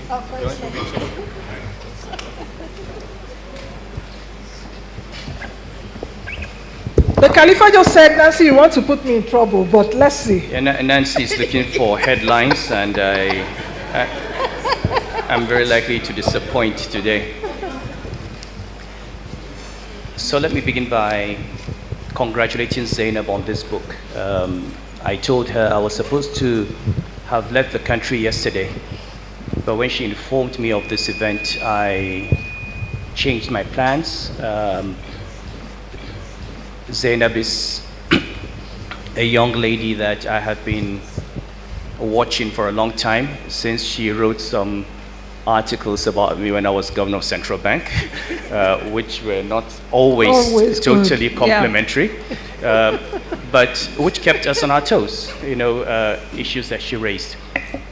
And as she said, the first thing that struck me about her writings was that unlike the usual Nigerian tirade against public officers, either talking about where you come from or what faith you profess, these were arguments around economics. And in economics, it's, you have different views, and what's important is to be able to justify and rationalize your opinions. And I've monitored her over the years. I'm very proud of what she's done, and I think as Nigerians, we should be proud of what she has done.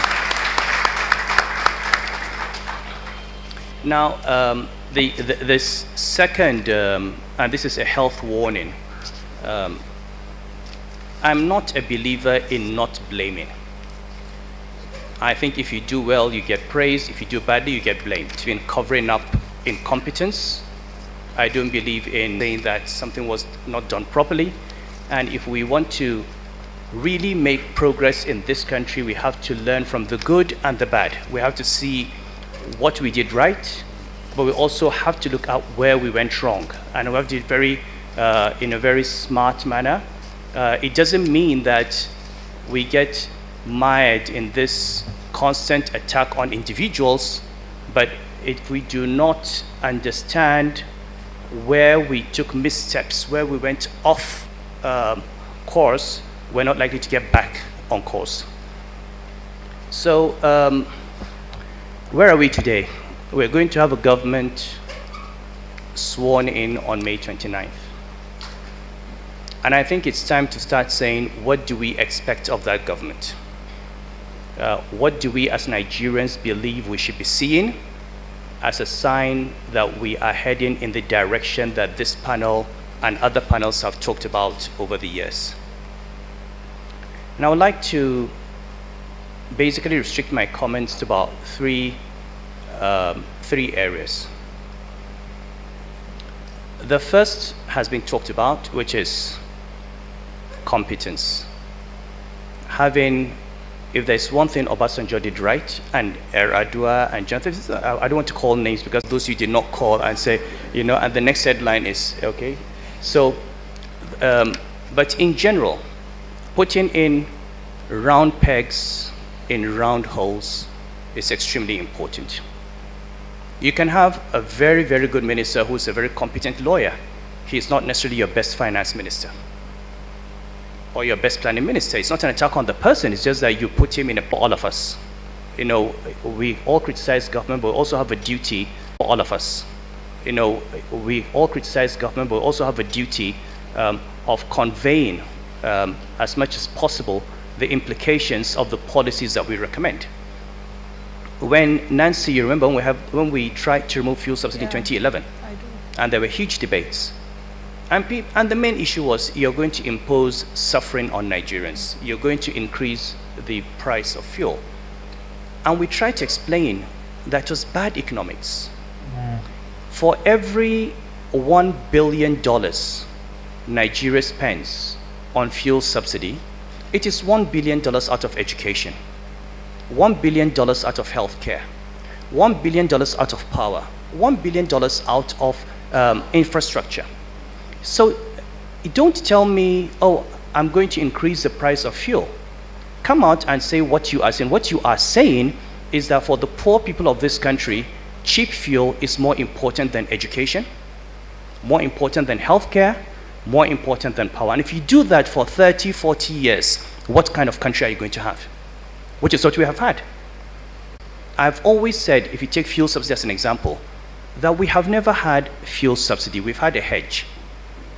Okay, and a naked hedge. And I will tell you, in finance, the worst hedge you take is a naked hedge. A subsidy is, you say, okay, if the price is X, we'll pay 20% of it. That's a subsidy. But if I tell you, you will never pay more than X for a product whose price I do not control, it doesn't matter whether oil price is $200 or $150 a barrel or $100 a barrel, the Nigerian government has it will fund the difference. The exchange rate can move from 150 to 500 naira. The Nigerian government has, and it will fund you. It's stupidity. You're heading to bankruptcy. It's bankruptcy. We were walking into bankruptcy with our eyes open. We can't ignore that. And therefore, if I have a new government on May 29 that tells me, oh, I'm going to continue paying this subsidy for the next 3 years, I'll phase over 3 years, I'm going to say you're not serious. I mean, I'm going to just close my eyes and get ready for the next election in 2027 because we're going to be here in 2027 talking about the same things. If people say phase it, what happens if you start phasing and a year from now, you've had a massive devaluation? Okay, so we need to prepare the minds of Nigerians. I think that there are bad decisions that have bankrupted this country and we have to close that hole. And I'm not going to talk about the fact that the subsidy is all a scam and the fraud in it, which we all know, okay? I've said enough of that. But these decisions need to be taken from day one. And Nigerians need to understand that without these decisions, freeing up fiscal space, you are never going to have the investments you want in human capital to diversify the economy. You don't have the fiscal space. Pay for the power and build his resources and take his family out of poverty. So it's having that conversation for people to understand that people who say they're helping you are actually destroying your future.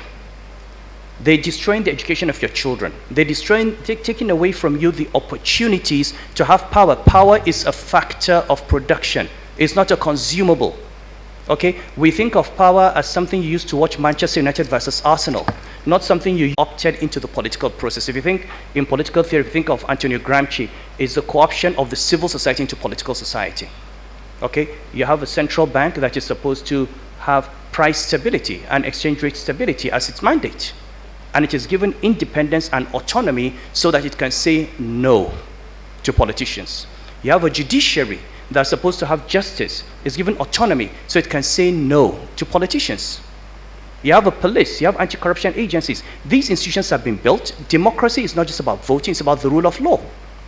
Now what happens if the police, the judiciary, the central bank, the civil service, if they now see themselves as part of a political process, as an arm of the ruling party, everything is gone. Okay, so we need to go back to that situation where politicians respect the independence and integrity and autonomy of these institutions, and where these institutions are held accountable by the law setting them up to do what they want to do. Why do we not have cost-reflective tariffs? We have a law. There is a law that says this is how you have tariffs. There is a regulatory agency whose commissioners were appointed on the basis of that law to implement the provisions of that law. It has not been done. Who is held accountable for that? So I hope that the next president will make a very clear statement that he's going to return institutions, respect these institutional arrangements, allow these institutions to do the work that they're supposed to do, and understand that these are not just places for patronage.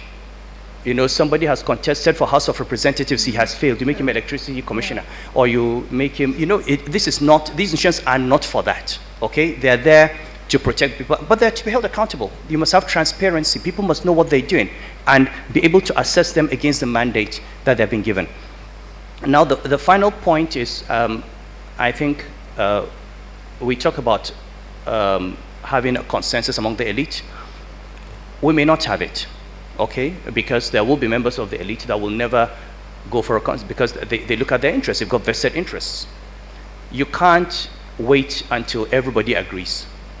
We take these decisions, we need to communicate them to the people, and so long as they're doing the right thing, we all have a duty to help Nigerians understand that we have to make these sacrifices in the short term for us to have long-term sustainability. If we don't take these decisions from May 29, in 2 years, they'll be preparing for 2027 elections. And it will become more difficult. So, difficult as it is, what I really would like to see is May 29th or the next day, I would like to see the list of ministers. I have seen a list of ministers in Nigeria, 36 ministers without a single economist. And that cabinet ran for 4 years. Not one economist. Which means every day in Federal Executive Council, there isn't one economist in there. In a time of a global economic crisis, how do you expect your economy to go forward? Okay, so we'd like to see who is the finance minister, who is the governor of central bank, who is the planning minister, who is the trade and investment minister. We've talked about ambassadors, and people underestimate the role of ambassadors. You see, I have been to countries and I've seen the people we have sent to represent us, and I've gone, really? You know, I mean, and I'm talking about global capitals in the world. Yeah.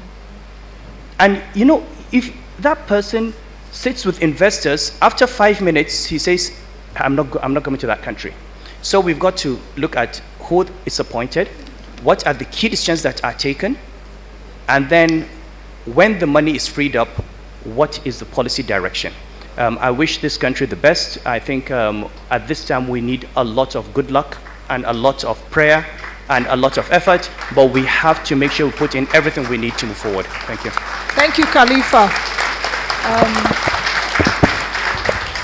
Khalifa, you've given me headlines anyway, so don't worry about it. Just for the journalists, please remember that this is the panel. I do not want my name as a headline. Okay, let's have the next intervention from the immediate past Governor of Ekiti State, Dr. Kayode Fayemi. Please, okay. Doctor, you can also... No, that's Khalifa State. It's not meant for plebeians.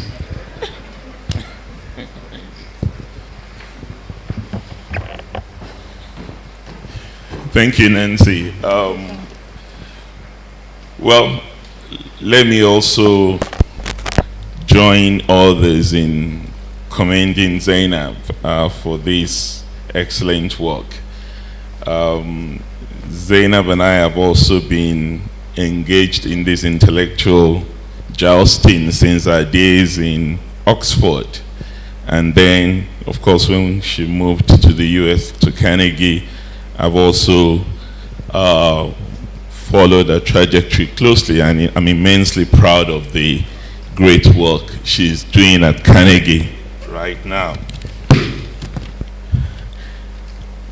Really, Nancy, there's very little to add to the profound remarks that have been made by all the panelists, right from our brother, the newest politician, Charles Soludo, to the accidental politician, and then the public policy guru these days, Haig, and of course Shubham and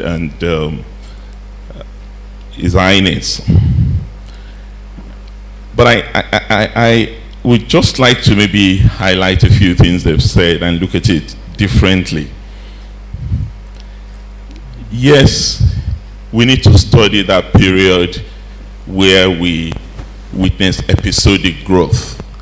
The government that Malam Nasri was part of, that Charles was part of, and we had a lot of excellent people in. But I think what political science also teaches is that the nature of transition itself will be responsible for whether we get transformational leadership or we get mere political reconfiguration. And that's the reason why President Obasanjo was not able to do that in his first term. He had ministers that were the products of the pact that produced him in 1999. But he gained a lot more wiggle room in 2003 to bring in the type of people that he felt would help him deliver the goods. And he pretty much succeeded on that count. So what am I saying? As much as Khalifa is keen for us to do a magical turnaround on May 29, and we will try. I'm using we, the royal we now, Your Highness, as a floor member of the victorious party in that election. But I would also say that it's clear that the nature of this transition is going to affect whatever the outcome is when we get to office. Because until Nigeria realizes that a winner takes all political structure is not going to give us the kind of settlement that will produce tough decisions that we want to see, I don't think we're going to get there. For me, we're still along the journey of political alternatives. We have not yet reached alternative politics yet. When we reach alternative politics, then we will be able to deal with all these issues, because competence is great. And we got competent ministers in that period that we talked about. But what made competent ministers deliver on the goods was not so much that. Malam Nasir said something. He said we didn't have to worry about the politics. President Obasanjo handled the politics for us. So you can be competent, you can be committed, you can be compassionate, but if you're lacking in courage in politics to take the tough, unpopular decisions, we're not going to get anywhere. So I think we need to add courage to that line of attributes that Malam Nasir spoke about. And Charles spoke about that section in our manifesto. I laughed because I recall the section very well. Malam Nasir too will recall it. I actually wrote it. I wrote that particular section that Charles referred to. Waziri played some part in it. He will know, he's not a member of our party, but he would know the part he played in it. But the very first week we got into government, a spokesperson of our own government, our own administration, immediately denounced and denied that entire manifesto and said, well, we don't know where they got this from. It was a mere shopping list. So that tells you that consensus takes various dimensions. And it wasn't a surprise to some of us that the work that Malam Nasir then went on to do with our political restructuring committee, which produced excellent proposals for devolution, and also even produced bills for the parliament to use in achieving that purpose, ended up dead in the water. And we can attribute that to so many reasons. But I do think it's important that we understand that if we're going to build a better, competent, more organized country, it has to be a coalition of the willing, and we need to bring every serious-minded people on board. I have been an advocate of a government of national competence, but a government of national competence that is also the product of our variegated political structures. So a government of national competence is not necessarily a negation of a government of national unity. It's how we arrive at it that will determine whether we achieve the purpose that we are all very keen to achieve with this exercise. And if we don't have that courage, you cannot get the resources required to begin the necessary transformation. I believe that if we're really serious and if we work assiduously at it, we can get annually $40 billion savings at the minimum from our current waste. Whether you take the 12 billion from the subsidy currently, and you take another 12 billion from the 455 barrels that is supposed to be refined that we don't know where it ends up, that's another 12 billion, and you do the tariff on electricity and the foreign exchange, you can, I mean, Shubham is here, they've done the numbers, we discuss these things at the Nigerian Governors Forum with them regularly. We have enough not to end up in the IMF basket if we're serious. But we need that courage to do that. And that is really what Zainab's conclusion is. It's, for me, a masterclass in political economy, what she's done. And if we take the prescription seriously and we achieve the political settlement that is necessary, then we may still escape Robert Kaplan's Armageddon that is almost upon us. I hope with competent but courageous leadership, we will be able to begin that journey. But it has to be a journey with maps. We've been on a journey without maps for a long time. Thank you. Thank you very much, Governor Fayemi. Just like Mr. Igboje said, perhaps we've been in a driverless car, you know. But at this time, let me gender balance. Mrs. Miriam Owais, for your special intervention. She's the special advisor to the President on social investment. I also heard clearly when Dr. Osman was talking about the way social investment work here. When you were speaking, what came to my mind was the Brazilian model, Bolsa Familia. The way, you know, they did their own social investment. So perhaps you can lend a voice to that. Thank you so much. Yes. And I'm really impressed by Zainab. I never linked her with my Lord Justice Mira Usman. We're in university together. She was my senior. I'd like to congratulate them both. And of course, Zainab's dad. It has been a very interesting conversation for me. And I will just talk about the social sector. I think one of the hugest tragedies is the politicization of issues that really should not go into politics. And I think one of the things that I must commend the World Bank is having data is critical. And we've been able to build a social register that is, to a large extent, not subjective. But what we find is a lot of politicians and, you know, elected officials in particular, wanting slots or wanting us to compromise the integrity of the data, and there's no way we can improve or do something targeted, strategic, without improving the data that we have. I'd like to speak in particular about what happens, or what I've noticed in my few years of service in government.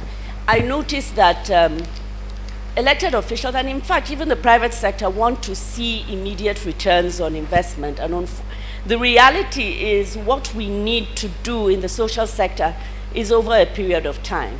So if there's 100 million, for instance, budgeted for education, the tendency is to focus on things that are tangible. So that is, in a 4-year term, what we look at is the buildings, the infrastructure, and I'm not saying infrastructure is not important. We don't have nearly enough. But in the process, we have not, or we've allowed other issues that are just as critical to slip through the cracks. So you can build the finest school in a poor community. If you don't address the social protection issues, the children will still go to the farm and the children will still go and hawk. If you don't address the security issues, you don't address, you know, the competence and the quality of teaching, what happens in the classroom is not going to be encouraging for children that are out of school. So we need to begin to measure and monitor and place a lot of premium on these social protection issues to ensure that they are as important. We must apply funds to that sector and keep close monitoring of what happens, so that even if it takes 3 or 4 years for us to have results that we can point to as our legacy, we will do so. So I don't know whether it's the 4-year structure that's the problem, because the intangibles are not as important or are not prioritized, you know, and this for me is critical. So I mean, looking, even though I know we have a huge debt, you know, burden, maybe bonds, social bonds or gender bonds, those bonds, because you are compelled to monitor them closely and you don't need the results like yesterday, you don't need to see a building, you know, in 6 months. This is the problem. I think the quality also of leadership, not just at federal, at state level, our chairmen at local governments, we must begin to work out how we can ensure that they understand what the challenges are. You know, you just throw your hands up in despair sometimes when you engage them on a lot of these issues, because there is no way we can address poverty. And of course, the other thing is we tend to look just at education in a clinical manner without looking at the health as it affects education. I think we need to look at the whole to be able to address a lot of these challenges. Okay, thank you very much, Mrs. Uwais. Yeah. His Highness Khalifa Mohammed Sanusi II has just sent his apologies that he has to leave now to catch a flight to Lagos on board an international flight today. So he has to leave us now. But what we need to do, we would have to conclude within the next, we have to get out of here within the next 20 minutes. So we are coming to the Q&A session now. We'll take a few questions from the audience and our panelists will be answering them. Governor El-Rufai is still needed here, and Mr. Igboje Ayimokwede. If you want to ask your questions, please raise your hands. The ushers are there. Oh, I see a room filled with hands. Come on, guys, we've got to leave here. I will be taking, how many? Okay, we'll take 4 questions. Please, let's take 4 questions so that we can get out of here quickly. We've really taken so much time. Okay, let me start from this side of the room. Okay, okay, you'll be giving the mic, Bashir. Okay, please stand, introduce yourself, and who your question is targeted at. Governor El-Rufai is not here. Shuban, please, you'll come back on stage in case there's a question for you. Governor El-Rufai. Okay, Bashir, yes. They keep calling me Bashir. It's Barrister Ismail. Ismail. Good afternoon, everyone. I think my question also relates to, will be to Governor El-Rufai as well as Ike, but I'm just going to ask it anyways. Good afternoon, everyone. I'm Ismail Ahmed. I work at the presidency. Yeah. Mr. Ike, my questions are very simple. It has to do with fuel subsidy. Is the imminent launch of the Dangote refinery in Lagos going to have a substantial effect on our decision to remove fuel subsidy immediately? That's my one question. Number 2, the insatiable demand for foreign exchange by Nigerians, either going to school, hospitals, and stuff like that, it's not going to dissipate anytime soon.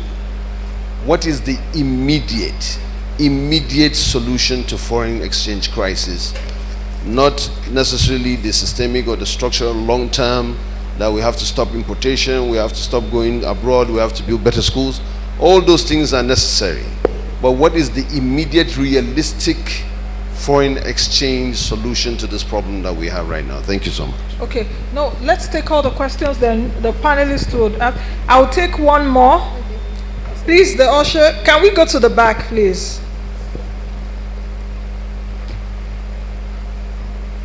Is the mic? Can we go to the back of this way? Usher, please take it here. Take it to still to this side of the room. Take it to the side of the room. Can we have it at the man at the back here isn't the, yes. Please, yes. introduce yourself very quickly, and please just make it short so that we can take all your questions. Thank you. My name is Abel Gaya from Clean Tech Hub. Zainab, thank you for popularizing political settlements framework. My question to you, and maybe to Mr. Chaudhry as well, is to what extent can multilateral organizations like the World Bank and international partners help coalitions to be able to bypass disruptions and barriers to development reforms? I think El-Rufai under BP, the World Bank helped him with budgetary supports to be able to bypass in its early years legislative or requests from the legislature for bribes, according to his book. So examples like that, to what extent is that feasible in Nigeria? Okay, thank you. Let's come to this side of the room. Okay, I see a lady in front. Can we bring this mic to the lady here?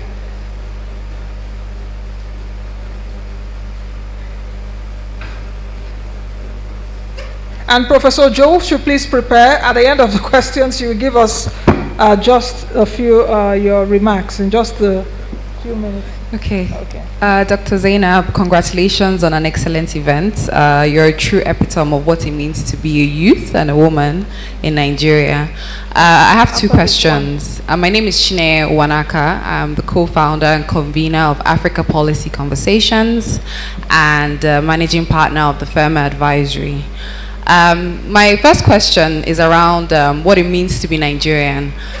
During this past election cycle, I think a lot of us really questioned what it meant to be Nigerian.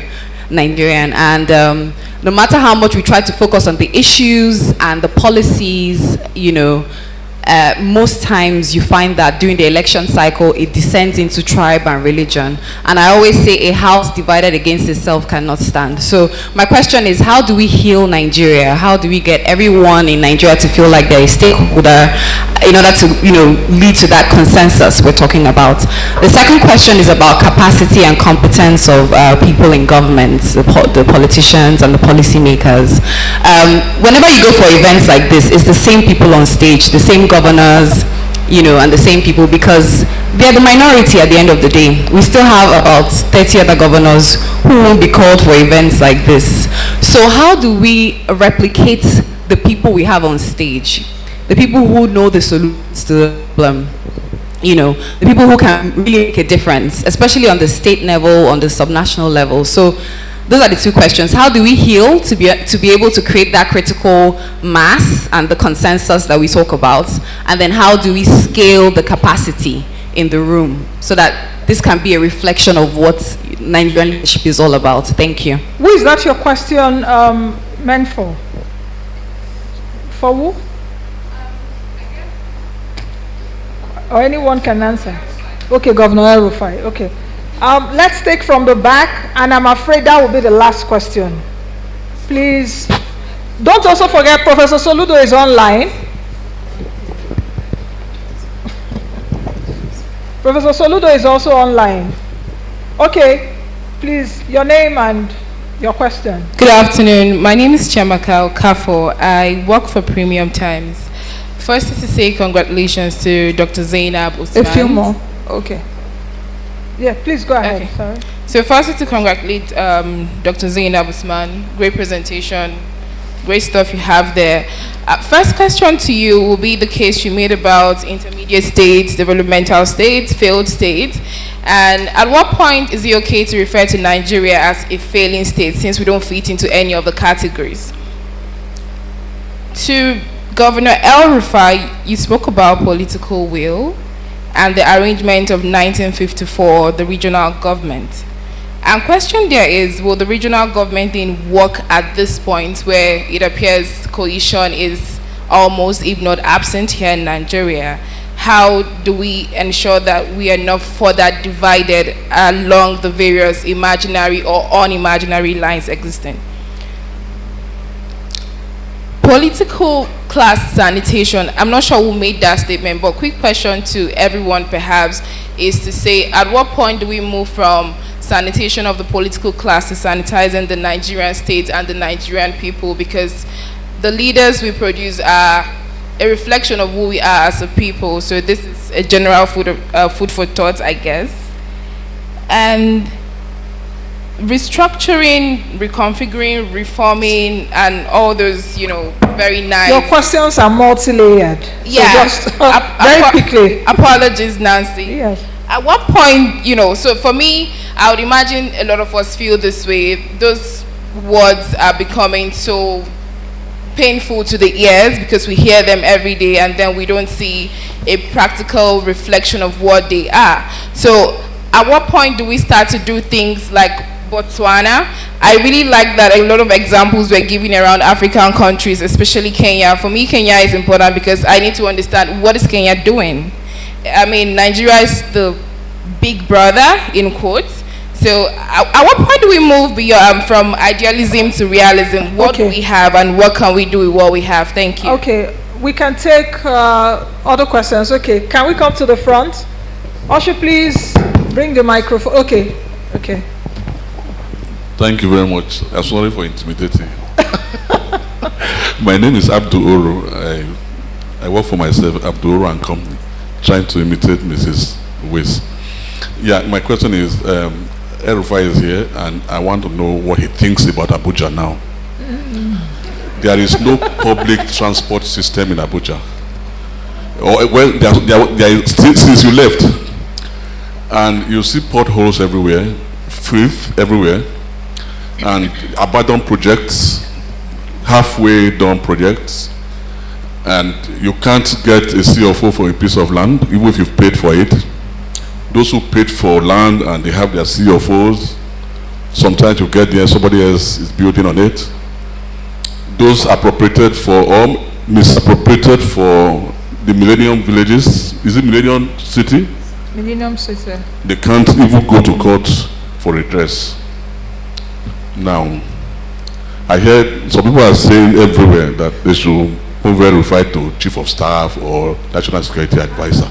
I want to recommend that we bring El-Rufai back to Abuja as Minister of Federal Capital Territory, so that you give us a 21st century city, better than Rwanda, probably better than Dubai. That is one. Then two, I don't know why you put so much money at Oxford. Though, should have brought that money to Edo State University or another university locally. And then what they are doing in Oxford, we do it here. Thank you very much. I called him my budget because he's my brother. I should have said chief or doctor. Thank you very much. That was not a question actually. We are campaigning for Governor El-Rufai to be next minister. Okay. Can we take another question from the side of the room? Okay, I see. Let's take this one.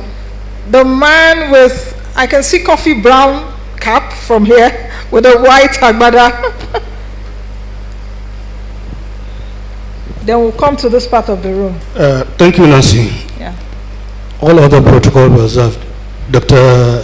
Zainab, congratulations once again. My name is Chiroma Ibrahim, a family friend to Dr. Zainab.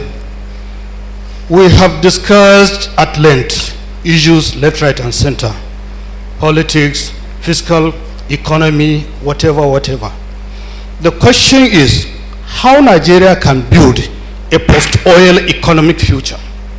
It means oil that gives us more revenue has a problem. Over time, it will not give us revenue.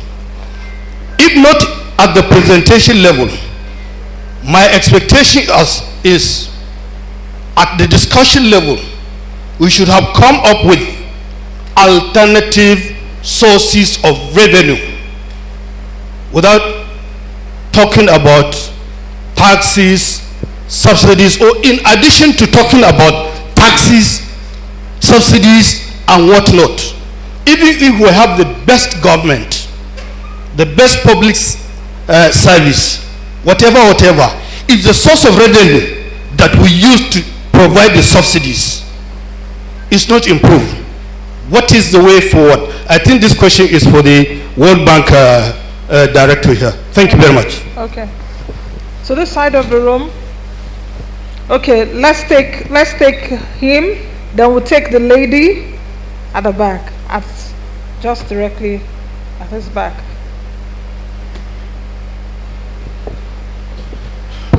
Thank you, Dr. Zainab, for your brilliant book on chapter 3. Actually, I have not finished the book. My question, I'm not sure who to direct it to, but maybe to Governor El-Rufai.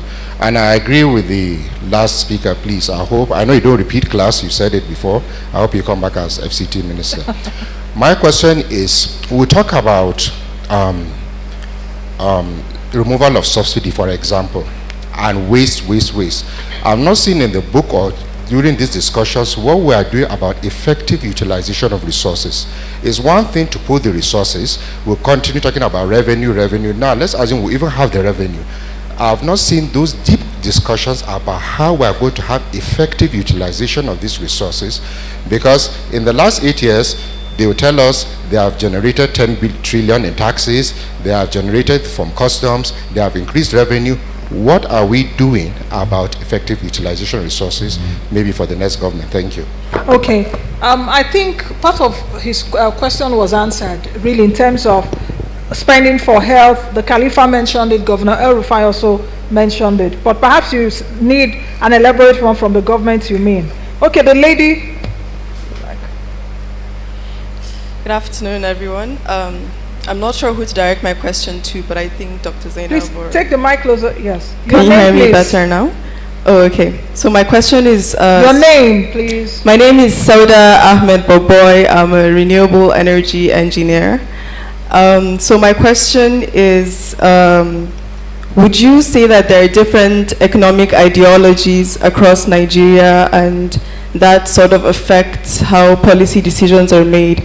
So in some regions, there's more of a sort of socialism, whereas in others there's a sort of capitalism, and there's a sort of disunity, and that perhaps affects whether subsidies are chosen rather than investment or supporting private enterprise, because there isn't that unified economic ideology. And do you think this is something that should be a focus, perhaps in research, identifying what unified ideology Nigeria should use? Or do you think, as Governor El-Rufai mentioned, there should be that different sort of regions having their own different ideologies? Who is your question directed to? Perhaps Dr. Zainab or Governor El-Rufai, or whoever feels they can answer best. Okay, I think we'll come over to Professor Ogbu. Let the panelists take the questions. And there's also a question for Professor Soludo. Is Professor Soludo still online? Studio? Team earlier, and he asked actually what the balance of power means, because Dr. Osman was talking about balance of power a lot. He is asking about, does it mean really the devolution of power to the federating units and how that will work? So that is for Professor Soludo. Professor Ojowu, please, can we just quickly take a few remarks, your comments very quickly before we come back to the panel for the answers? The mic.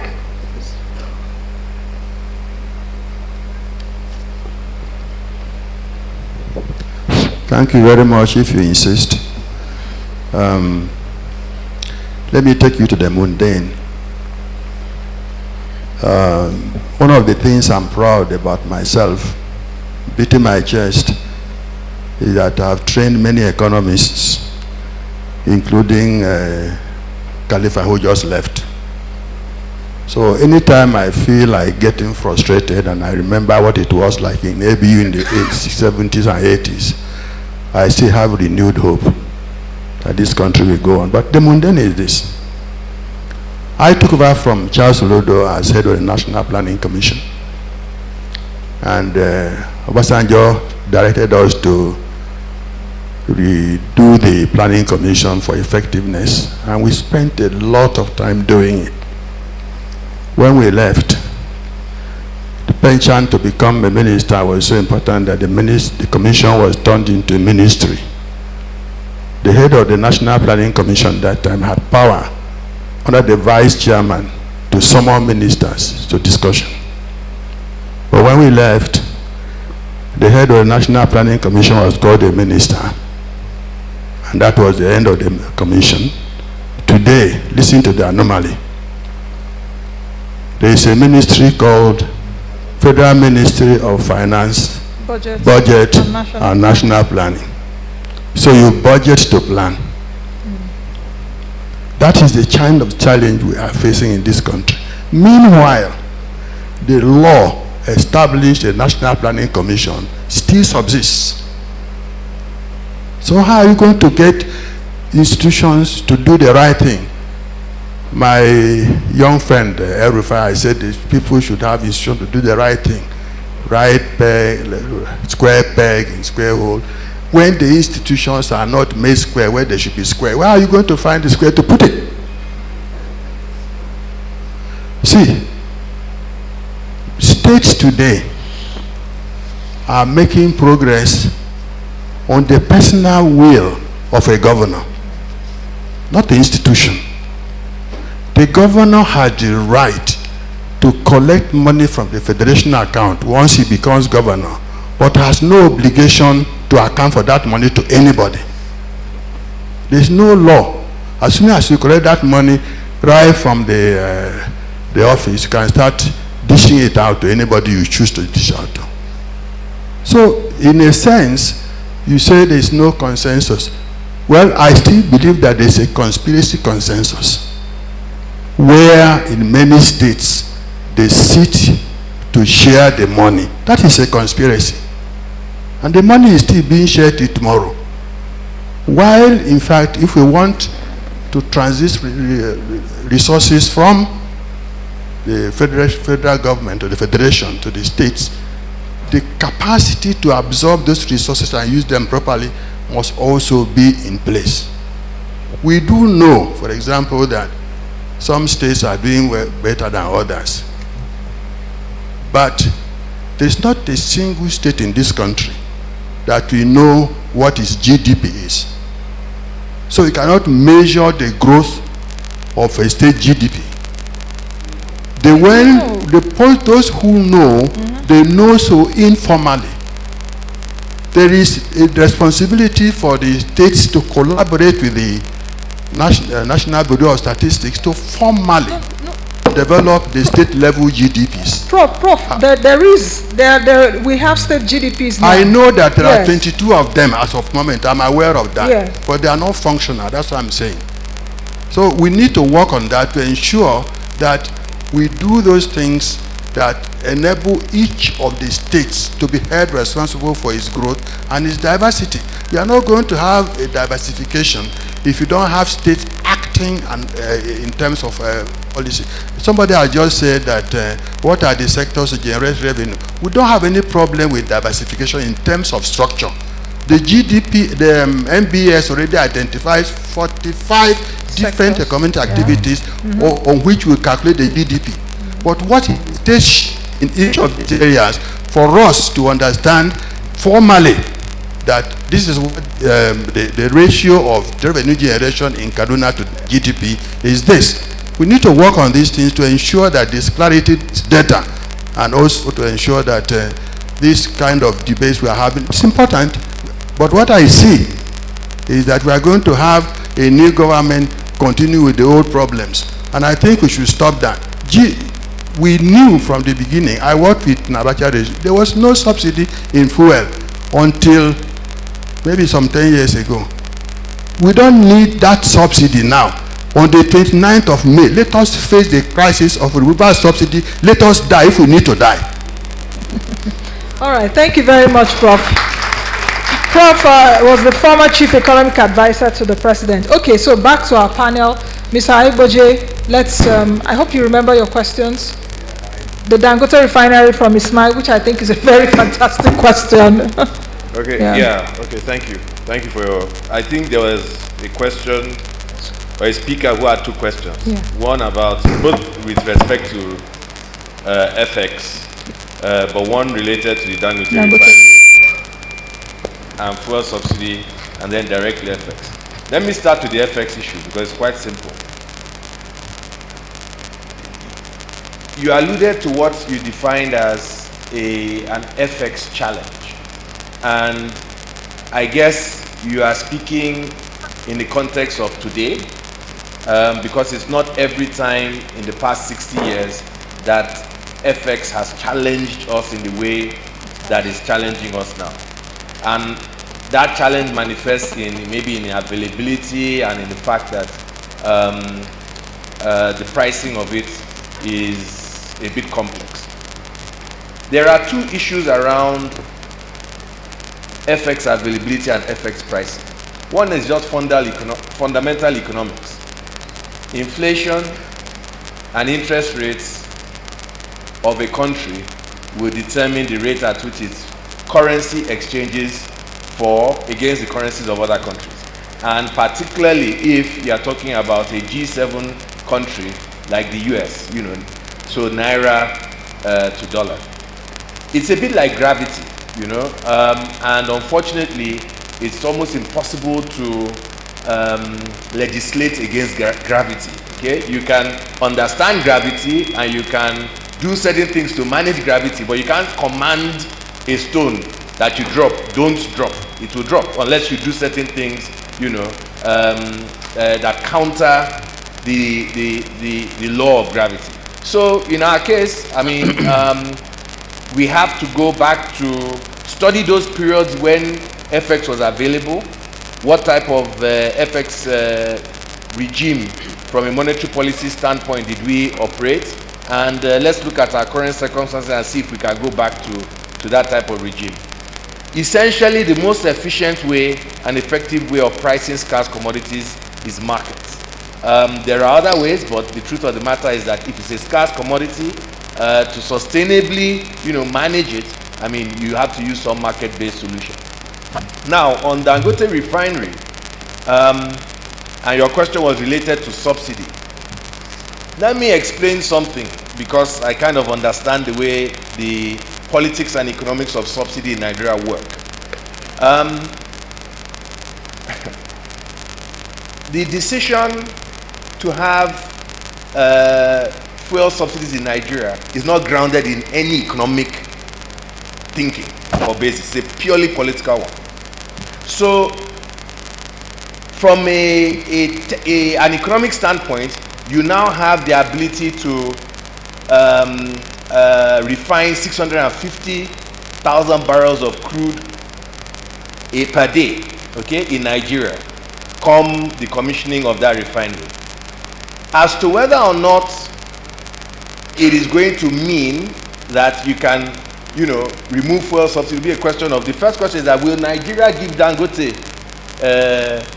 crude oil? At what price will Nigeria give Dangote crude oil? You begin to understand. So if you want to continue with subsidies, okay, the only way that the Dangote refinery is going to be able to, generate fuel at sub-international market prices if you give Dangote subsidized crude oil. Now, Dangote is not asking for subsidized crude oil. Neither are Nigerians asking for subsidized crude oil. All we want is supply the refinery, reduce the cost of transportation, okay, and let us produce the refined products here. It will drop actually the prices of petrol from a transportation standpoint, but I don't think it's going to affect the international price of crude oil nor the international price of landed petrol. I don't know if I've answered your question. Okay. Governor El-Rufai, you also had some questions from the audience. I don't know if you could speak about the issue of Abuja. Quite also a lot of people were asking in terms of the consensus, what will it take to get the politicians to do right by the people, in summary? Yeah. Well, thank you, Nancy. I'm sorry I stepped up to see my friend off, His Highness Khalifa, so I may have missed that question. But this consensus is not something that you can achieve by getting people in a room and have a discussion and agree on anything. It doesn't work that way. I think that there are three components to getting there. First, we must recognize that it takes a long time to build a nation. Okay, you can create a country, but building a nation, getting people to put the nation first before their ethnicity or religion or something takes time and requires a lot of building of social capital. However, if one, you have a legitimate government, elected, legitimate, or unelected but legitimate. Two, that government communicates very clearly where it wants to take the country. Three, and also explains what it takes, what sacrifices are needed by everyone to get to that point. And three, you have a credible leader who can champion that messaging, that engagement, to sell his vision to the people and what sacrifices the people need to make to get there. Then you're on your way to building some kind of consensus. But as pointed out by my brother, His Highness, you know, not everyone will agree. So at the end, you must have a strong leader who is willing to bulldoze his way through and get some things done, even when some people are kicking and screaming and resisting. Because vested interests will always resist. Trade unions will resist certain policies purely for ideological reasons. They think they are comrades, so they have to oppose something for the sake of it. Civil society get funding from countries. You know, some of them will fight on a point because that's the way they get funding. Not because it makes sense or not because it's in the interest of the country, but because it gives them the right media attention so that they collect funds from their various. So you have to sit and look at all this and realize that there are some things that you just must push through, and then people will catch up. And over time, when people realize that, you know, you are trying to do the right thing, and then you have another legitimate government, strong leader, credible leader coming after you, that's how it is done. That's how it gets built up. Okay, we are at the bottom now. Social capital is almost zero. We are in trouble economically, and the work ahead for the next president of Nigeria is unbelievable. I don't envy Asiwaju Bola Ahmed Tinubu at all, and those that will have to do this work, because it has to be done. It has to be done. And along the lines, you know, we may get there. Now, the point that I've always made is credible people, smart people need to be in politics and public service. You have to make the sacrifice. Nancy is talking about 30,000 naira minimum. No, those are not the guys that drive the country. People at the top, okay, are those that drive the country. The 30,000 naira people, that's not where the problem is. But those that can leave their well-paid private sector jobs and come into government to be permanent secretaries, to be ministers, to be heads of agencies, to be directors, can begin to move this country in the right direction. The issue of what we pay public servants is a big conversation. Yeah. But we cannot pay them more than what we pay them now because of the numbers that we have. And I'm not sure we need up to 20% of the public servants we have working for the government to run the country. But that's a completely different conversation. It has to do with the size of the federal government, and this is why we're saying go back to the 1954 political arrangement. You need to reduce the size of the federal government. You need to reduce the number of people working for the federal government. You need to make the national government less attractive, even to the politicians. Okay? Now, there is another question, how to heal Nigeria. Yes. This, I have answered it in part, you know. There is a big job ahead for the next president. This job of healing. And it doesn't happen overnight. It takes time. And you earn the trust of people only through your actions, your words matching your actions. And then people see very clearly you are the president of all Nigeria. You are not favoring one section against the other. You are not favoring one religion against the other, because the level of suspicion now is very high. But within a year, all that can take the back seat depending on, one, the policies and vision that the president outlines and says, this is where I want to take the country, and I need you to do this, I need you to sacrifice this. Two, what His Highness said, who are the members of the team? Are they square pegs in square holes and so on and so forth? The day Asiwaju announces his cabinet and his key aides, Nigerians will decide what to make of the government and whether they will support him to do this healing and rebuilding and so on and so forth. So it's very critical. Leadership, team, diversified team, and then you have to do the hard work of bringing everyone back together. But it starts with people saying, okay, these guys are good. They will take us where the president wants us to go. How do we have more competent political leaders? Good people must be interested in politics.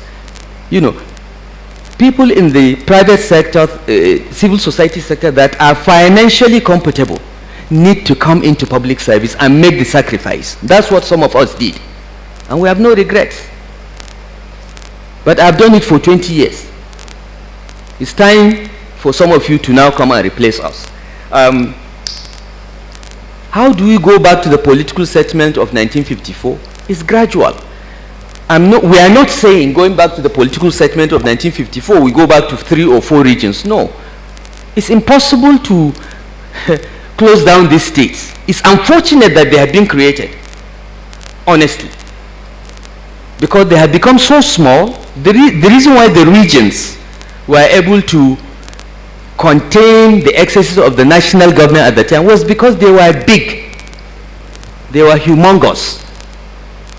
But now the states are so tiny and so entirely dependent on the national government that they have no voice. So the 36 states are a fact of life. We are not saying go back to regions or whatever. But go back to the arrangement in which the 36 states collectively had 80% of the of national resources, national income. That was the 1963 Constitution. 80% of the national revenues of Nigeria went to the regions. If you give only 20% of federation revenues to the federal government, it has to slim down. It cannot afford all these 700 parastatals and agencies, some duplicating functions, some totally unnecessary, some just get budgets. Look, there is an agency called Utility Charges Commission. Have you ever heard of it?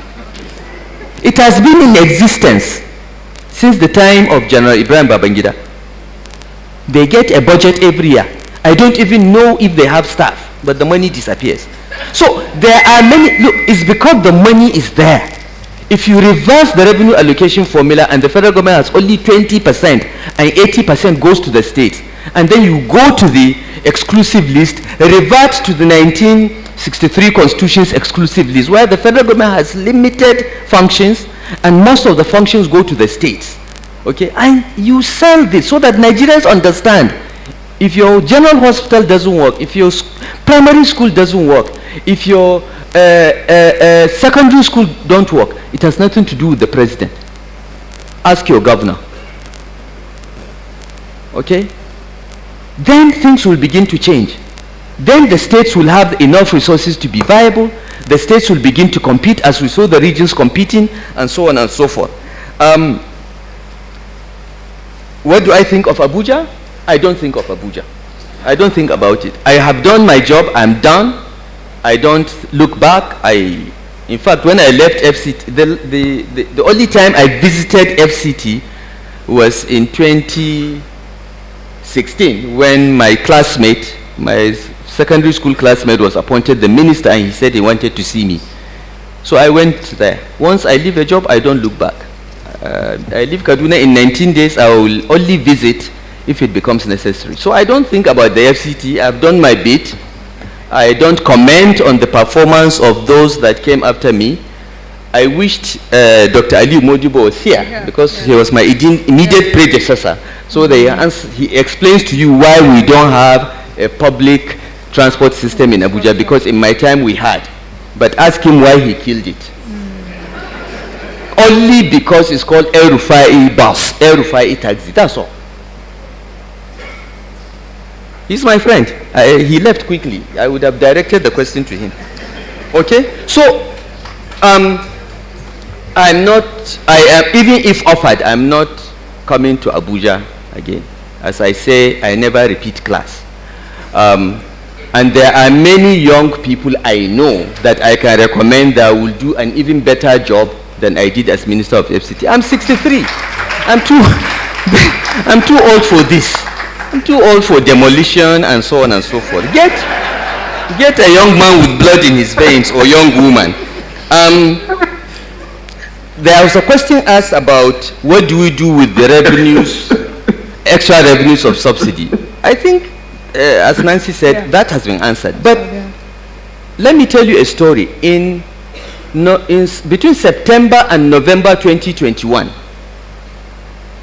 the National Economic Council gave us an assignment to work out what to do if we withdraw subsidy, how much will be raised, and so on and so forth. And we worked with experts, we worked with the World Bank.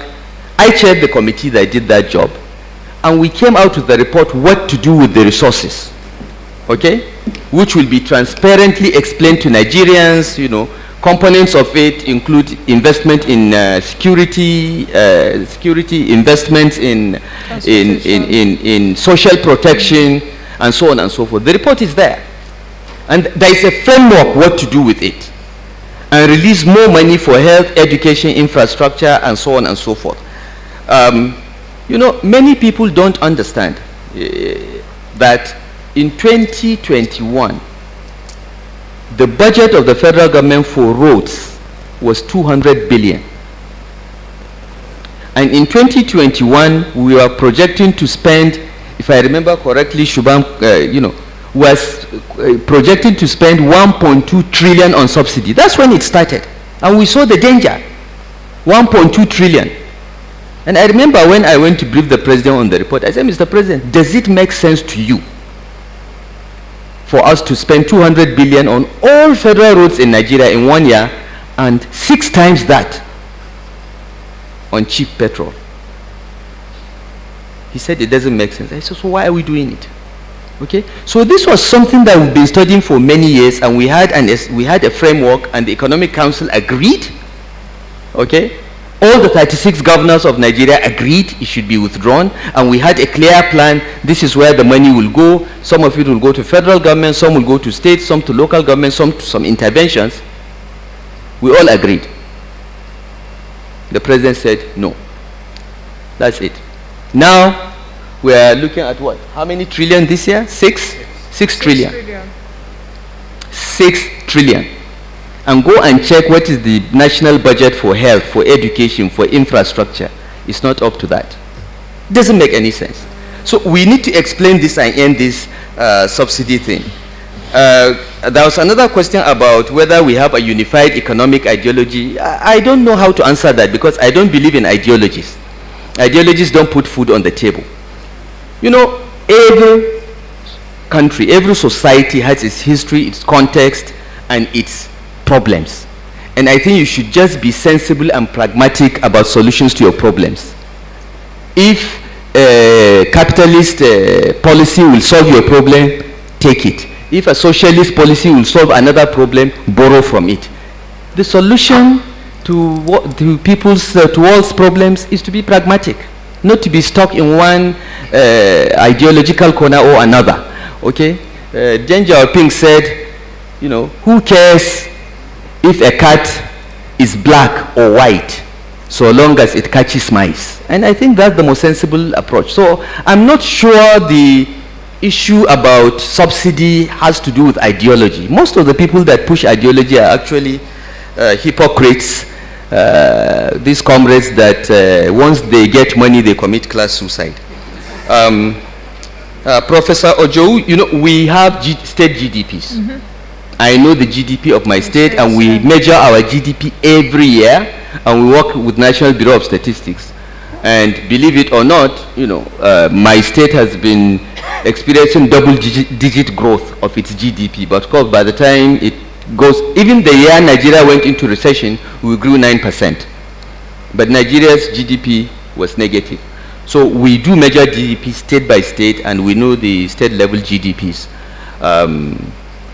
So it's not quite correct. I think I've answered all my questions. Thank you. Thank you very much, Governor El-Rufai. You know, Governor El-Rufai, anytime we'll meet, we're always like, you know, almost locking heads with questions, but that will be on another day on issues around public and civil service. When you said it will be nice for people that are financially comfortable to come into politics. When Mr. Aigboje come into politics, is the political system now, is there an incentive for people in the private sector to come into politics? Is there, for example, a PAMSEC there now? Or, yeah, a PAMSEC, how much does a PAMSEC earn? How much does a retired judge earn to send his children to school? But people like you that are governors, when you're going, you have severance packages, you have houses in Abuja you're being given, and all of that, and you're telling people to make sacrifices, you know? So, look, I don't know if you want to respond to that. I will respond to that. Look, let me tell you, people like Ike should be in politics, okay? But there are many levels you can be in politics. Being in politics doesn't mean you contest elections. You can just sit at the table when decisions are being made to pick who is going to represent you. You'll improve the quality, okay? But when I say you are comfortable, I mean that you don't even need the pay. You don't need the severance benefit. And for your information, you know, maybe some governors have houses in Abuja.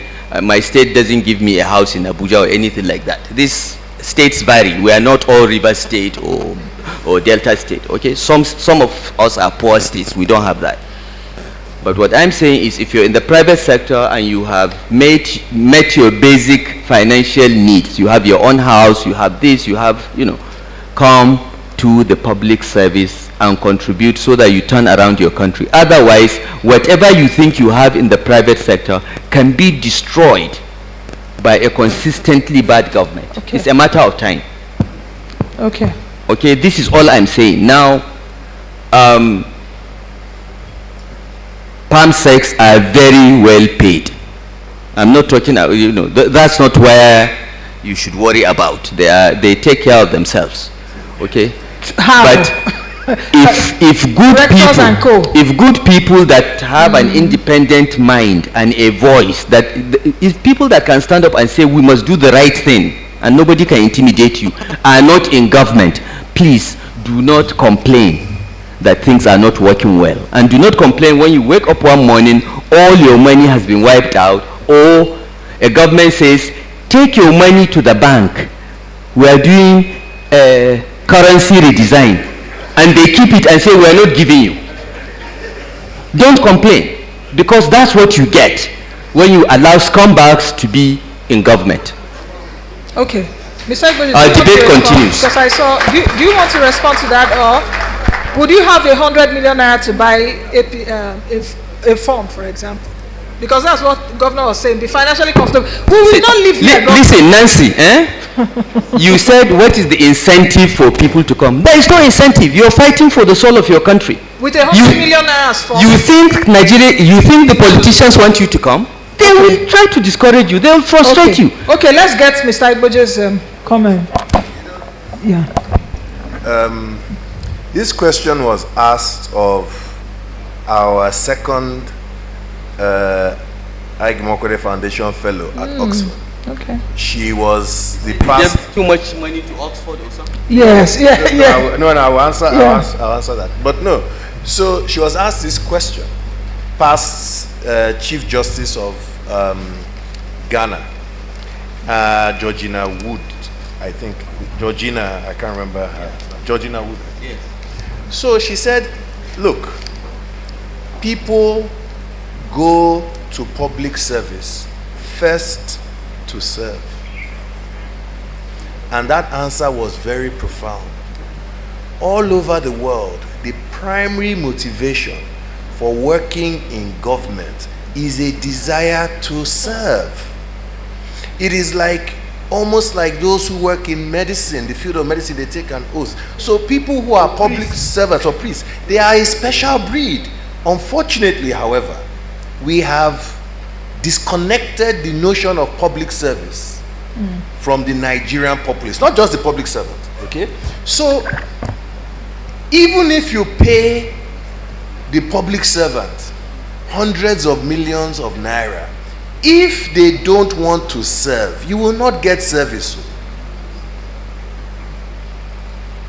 You can pay a banker a salary and motivate them to serve, okay? But in public service, I want you to understand that with the power of the pen of the public servant can kill or keep alive.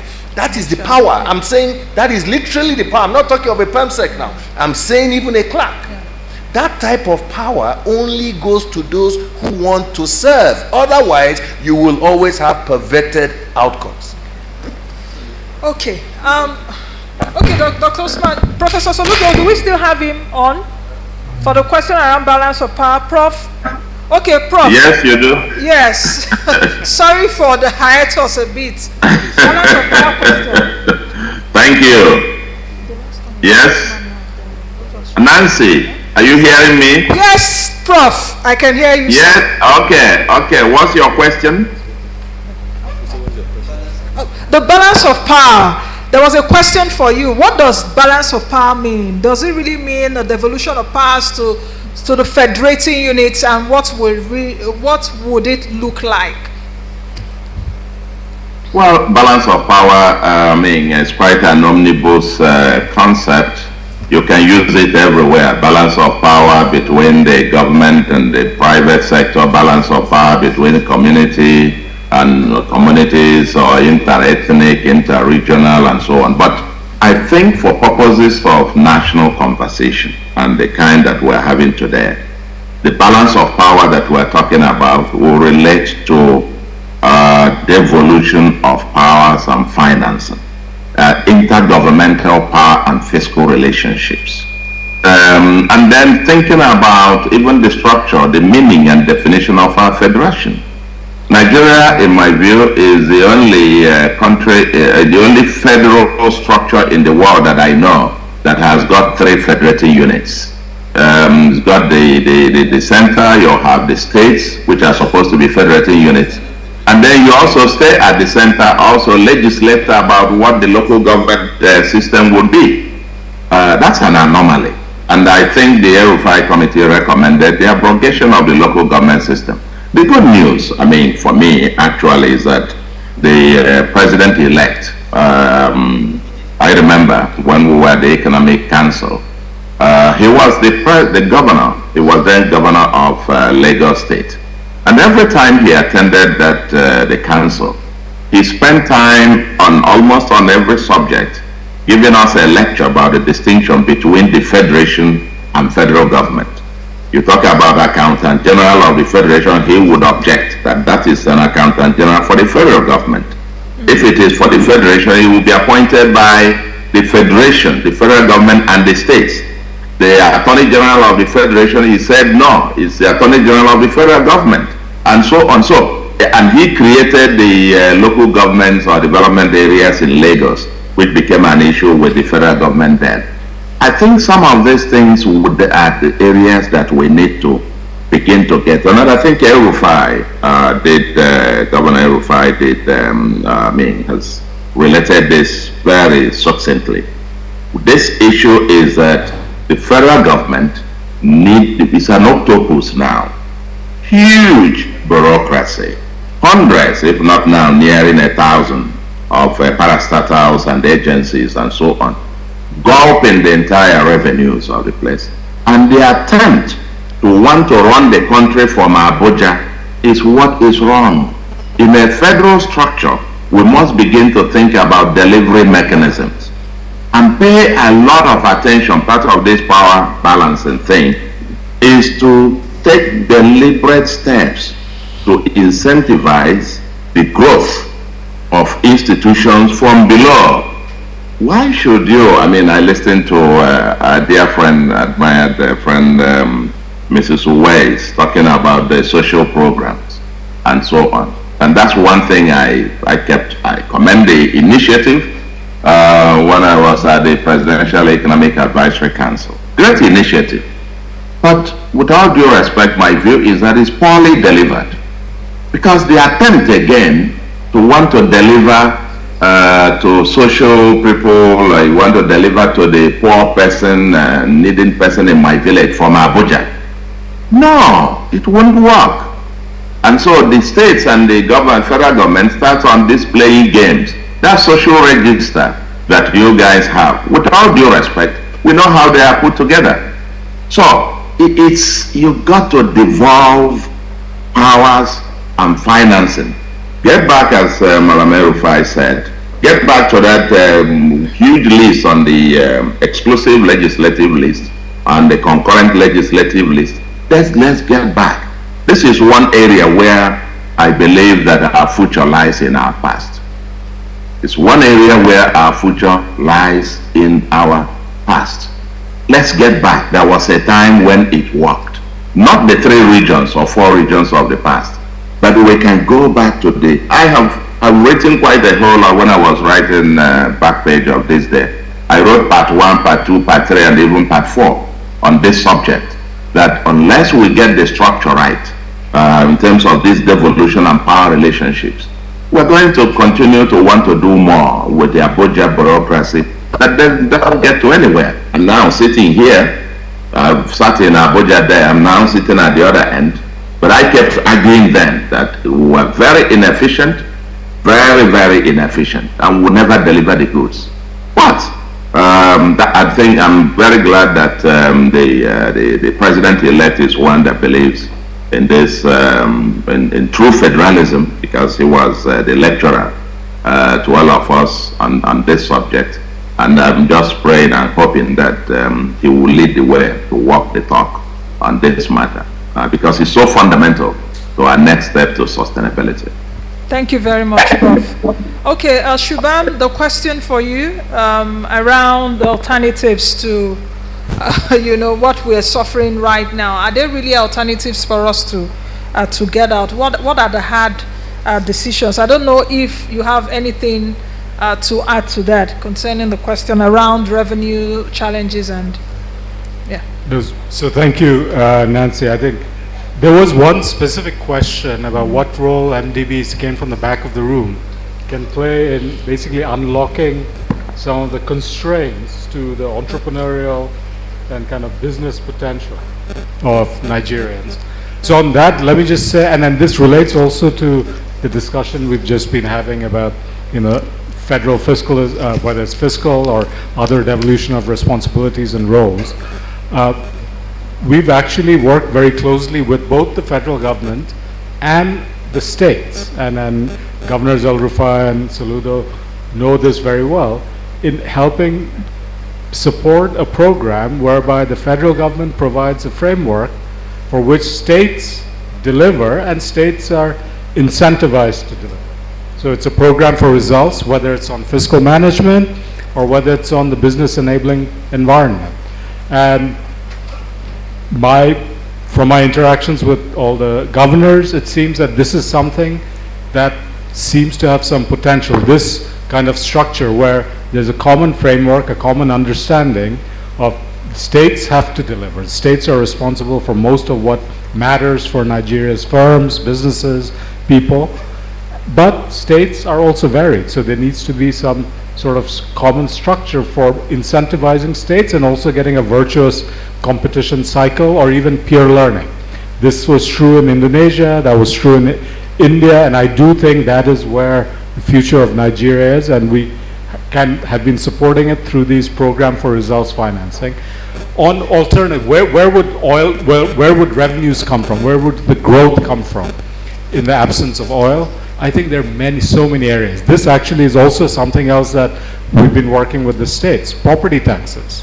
Just states have tremendous potential to raise revenues, IGR, internally generated revenues from property taxes. Personal income tax. Even corporate income tax, the base can be broadened, I think, as Governor El Rufai and others have mentioned. So this all comes from unlocking the space for private businesses to flourish.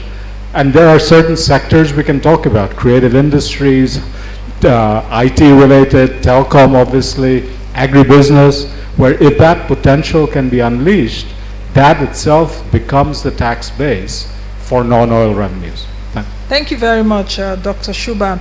I'm afraid we have to come to the end of this right now, because I see a lot more people want to ask questions, but please, you can email your questions. You can get across to Dr. Zainab Usman. You can get across to the Carnegie Endowment for International Peace, as well as Agora Policy. Please, we just have to go.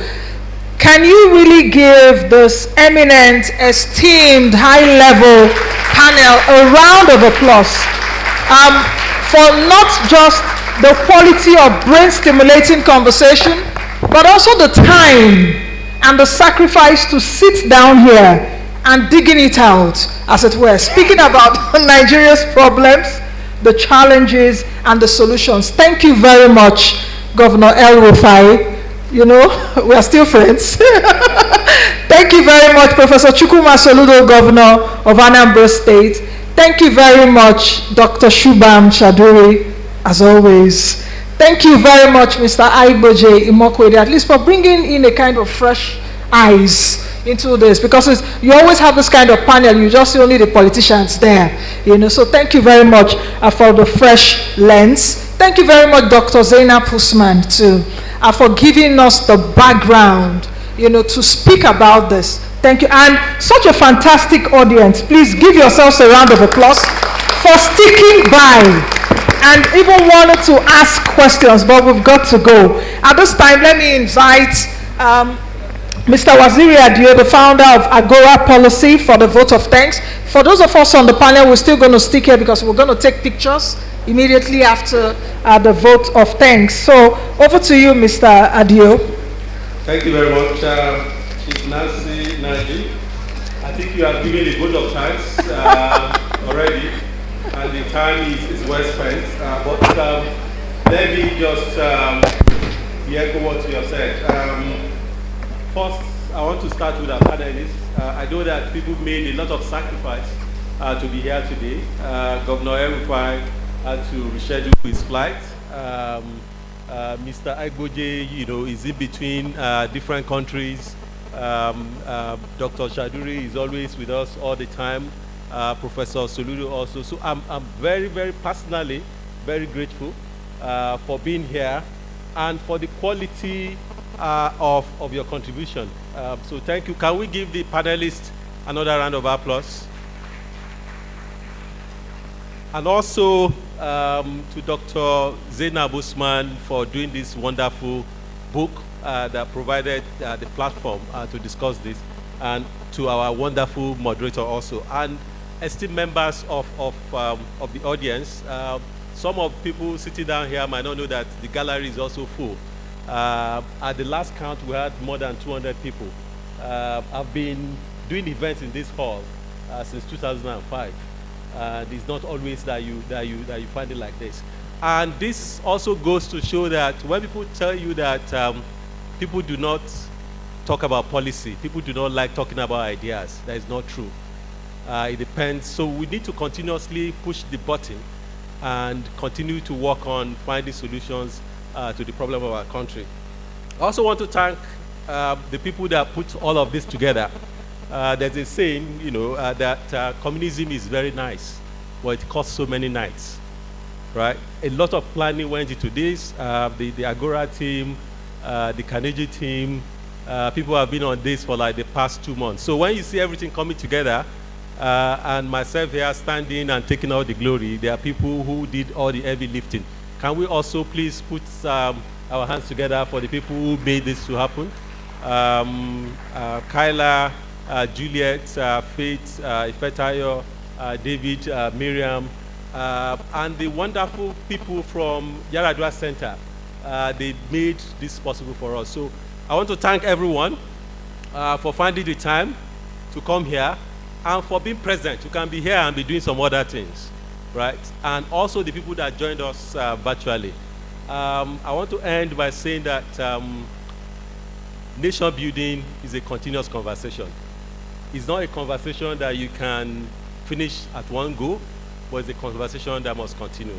So please, let's continue this conversation. We don't have any other country. Some of us might not be as old as people like Governor El-Rufai, but our options are limited. We don't have any other country but this. We don't have any other option but to make it work. And if what we can do from our own standpoint is to contribute ideas for others or to co-source ideas, please let's do whatever we need to do. People need to make sacrifice. People need to put their money in. People need to put their livelihood on hold. And people need to support in other ways. Let's continue to think that if we build a better country, no matter our station in life, is for the collective good. Thank you so much. God bless. Thank you.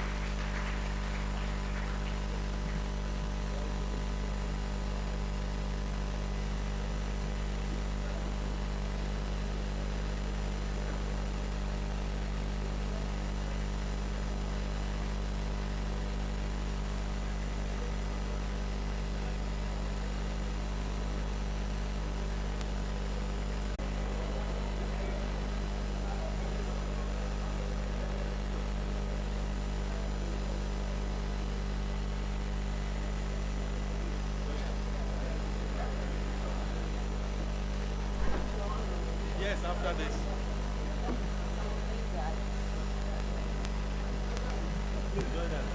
Please.